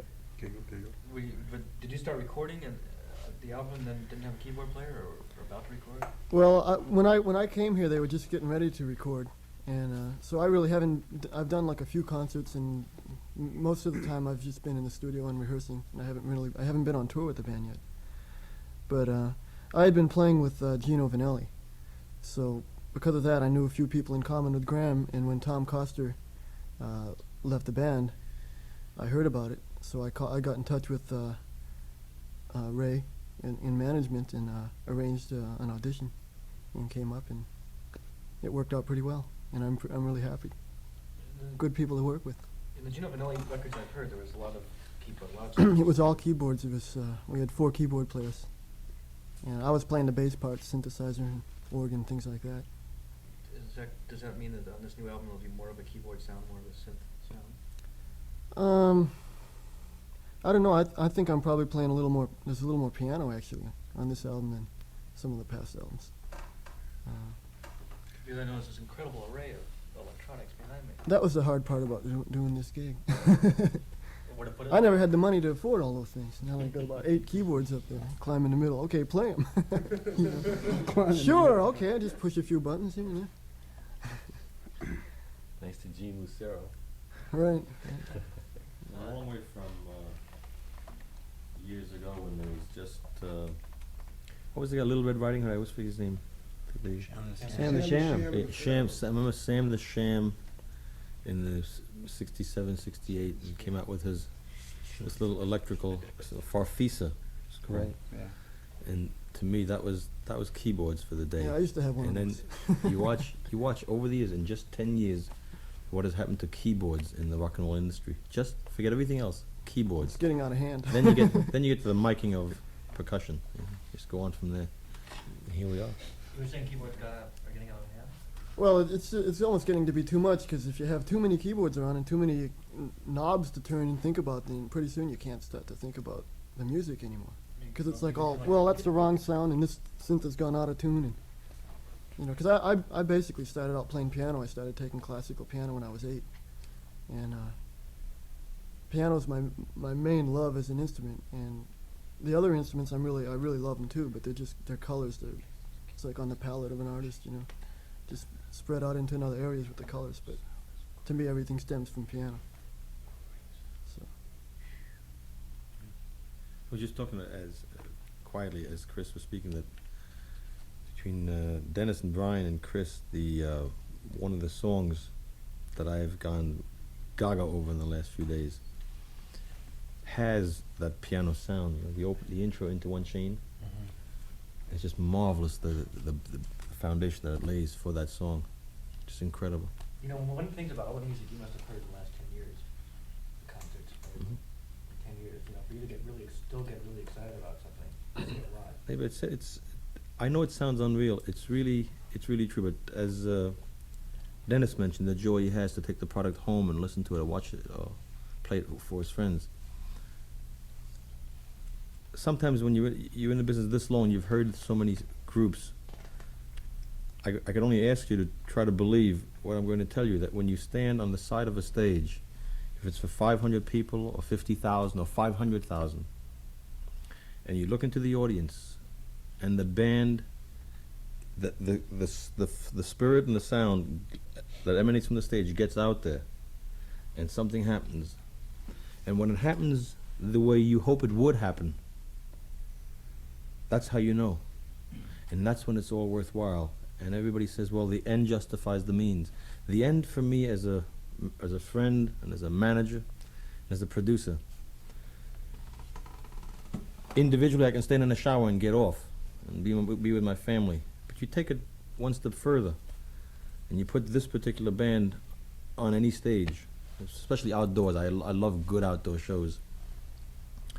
And you watch some thousands of people. The energy doesn't go up. And I'm not against some other groups that play high energy rock and roll or metallic rock and roll. But the energy goes, it just goes. But when the energy goes around and it goes towards one another, and you look at that audience and you watch the rhythmic pattern from the stage create waves in an audience, and you watch those bodies somehow or other bend the same way, that's orgasm. And that's what keeps me going. And that's what keeps me going with this band. And I would do anything to get to the point where I can have that. And that's where I'm lucky, because not only am I allowed to be here in the studio, not only can I hear it on the radio, I can go out there and get the proof of it. And when this band does it, as it does 99% of the time, it's awesome. I'm not saying they're the only ones. There's Stevie Wonder, there's The Dead, there are some rock and roll bands on any given day are hot. But you add percussion, and you add that guitar sound and that vocal sound. And the energy that comes back is positive energy. Positive energy. And you look at the spectrum of rock and roll, and some energies, when that particular band is hot, isn't necessarily positive. This band's energy is always positive. It's sometimes higher than other times, but it always makes you feel good. There's never any danger. Sometimes the energy, not in this band, but other bands can get destructive. That's exactly what I'm saying. But there's never negative energy at any given time in any sound that emanates from this band on any record. No matter how loud or how aggressive.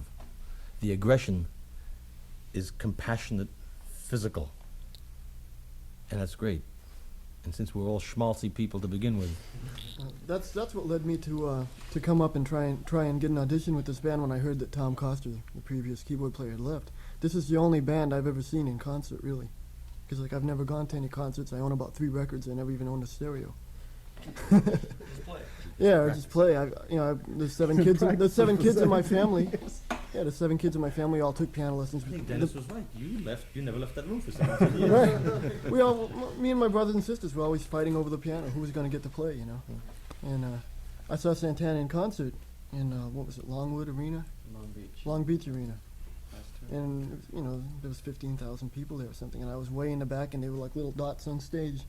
And I'd never experienced that before, but it felt really positive, and that's one thing. I just wanted to play with people that were projecting that music instead of some type of trip, you know, shooting fire out of their mouth and fangs and painting their faces strange. It was just it was basic music. You know? We forgot to tell you about the next tour, Chris. Uh-oh. I'll burn my mustache off. Keyboard's catching on fast. Finally on my left, we have. Hi, I'm Chris Solberg. Probably the newest member to the band, actually.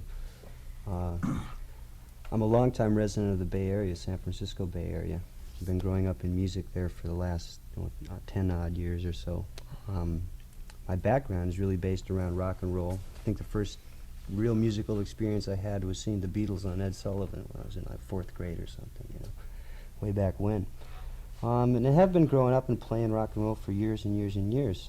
Other kinds of music too. I'm fond of, funk music, reggae music, jazz, all types of music is really inspiring to me to play. And about 4 months ago, just coming off Eddie Money tour, I was playing rhythm guitar and organ for Eddie on his latest cross-country blitz. I got home the day after I got home, or that evening, we had just finished a tour with Santana. We were opening for them across the country, and I think the last I'd seen of them was in Miami. They were all headed for the Bahamas or some other place to take a break after some pie fight or something on the Miami Stadium. End of the tour night. And I got a call from Ray, who said that Tom Coster had left the band and that they were interested in experimenting with some possibilities of having another guitar player in the band. And I guess the last guitar player Carlos had actually in the band was Neil Schoen some 5, 6 years ago.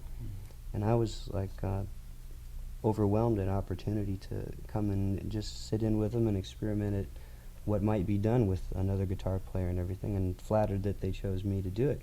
And after a couple weeks of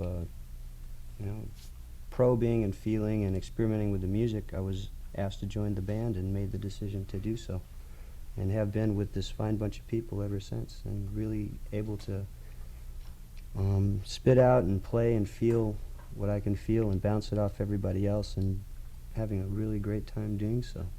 It's a fantastic bunch of people to work with.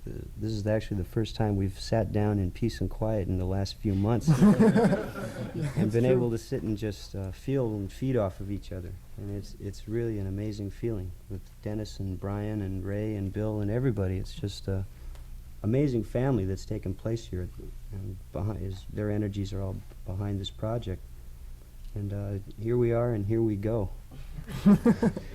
Hopefully that's rock and roll. The only two people missing out of this room that are as important in an extension of this band are the unsung heroes of rock and roll, the people that get up at 6 in the morning when we take a flight at 12, because we have to come down after a show.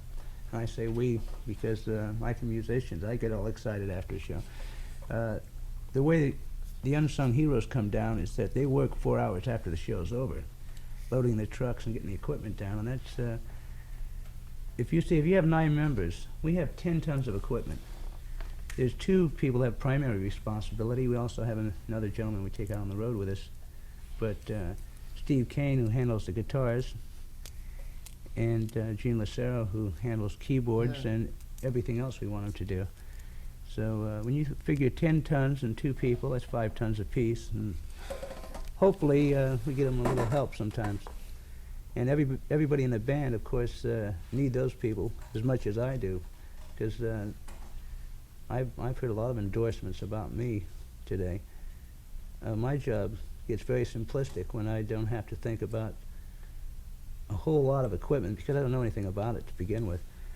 And the jobs that I don't like doing, which I call knick-knack, it's very easy for me to hand it off to somebody else. And Gene Lucero and Steve Kane are those 2 gentlemen that do that job. They also are part of the morale of this band. Because when we get tired, all we have to do is look at them. They don't have the opportunity to have some outlet for their creativity sometimes, but they keep us smiling and laughing, and so it's real hard for us to complain when we see what they have to do for a living. But they're great at pinball playing in the studio. You know, set new records. So, I wanted to ask you about the personality of a guitar.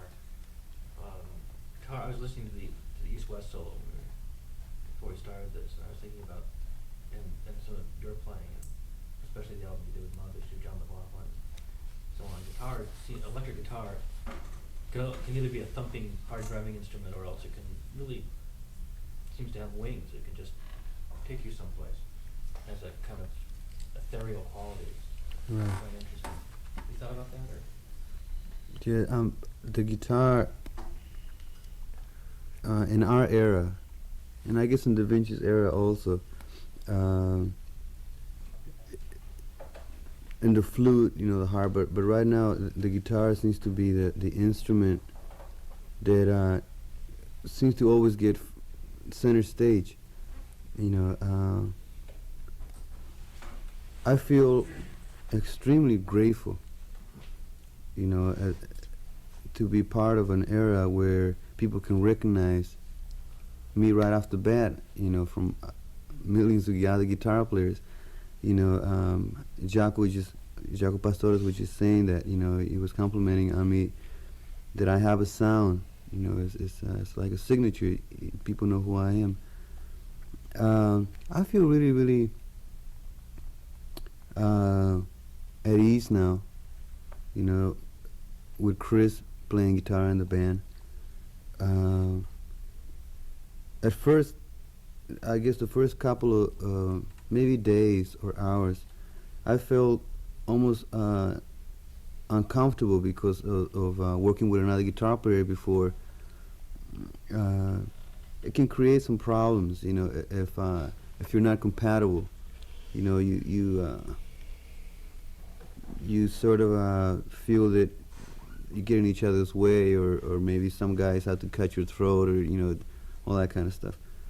But Chris is the type of soul that I believe that he competes within himself rather than with other people. You know, whether there's musicians who are there's a lot of musicians out there, you know, that unfortunately are not really developed souls yet.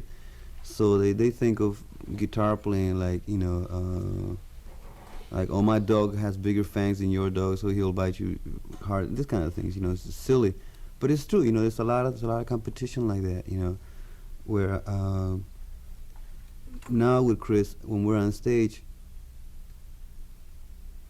I feel an incredible harmony with him, and see, he's the one that I feel takes a lot of took a lot of pressure in this, coming into this band, because he does play keyboards, Chris Holberg, he does play bass, and he does play guitar. So I can see, very sincerely, I can tell you that I saw the growth between Armando, not between, of both gentlemen, Armando and Raul. They both play the same instrument, and you see them merging in together, you know, and their personalities are very, very compatible. If they weren't compatible, they probably would have. The energy, instead of being constructive, it will be more ponderous and more destructive, and will give you a headache. Although they're both, you know what I mean? They're very compatible. One enhances the other, and with Chris, I really, really feel a lot for him, you know, because he is also a door for me that is yet to be open, you know, just as Greg is, just as Raul is, or Pete, or he's one of the doors that I'm really, really interested in opening in the very near future, because of the music that he plays, the songs that he plays when everybody else leaves the room. They're extremely intoxicating. They're extremely haunting, you know, just like everybody else. I'm very, very grateful to be a musician. I mean, a guitar player. I heard somebody mention, people say he's unnatural at this. There's no such thing. You have to work at it, and work at it hard. You know, work at it being natural. The sound that I got from my guitar, inwardly it was given to me. Outwardly it took me many hours, many days, you know, to learn from B.B. King, Dionne Warwick, mostly black people, I think. You know, I always took pride in making my instrument sound like a voice rather than a guitar, because I find that sometimes guitar to me is very boring, played like a guitar, extremely, you know, only as a guitar listening to. Sometimes it's interesting in certain people's hands, but most of the times it's boring to me if it's only played as a guitar. I love it when it's played as a flute, or as a voice, or as an orchestral thing, you know. Thank you. I think that'll wrap it up unless anybody has anything to say.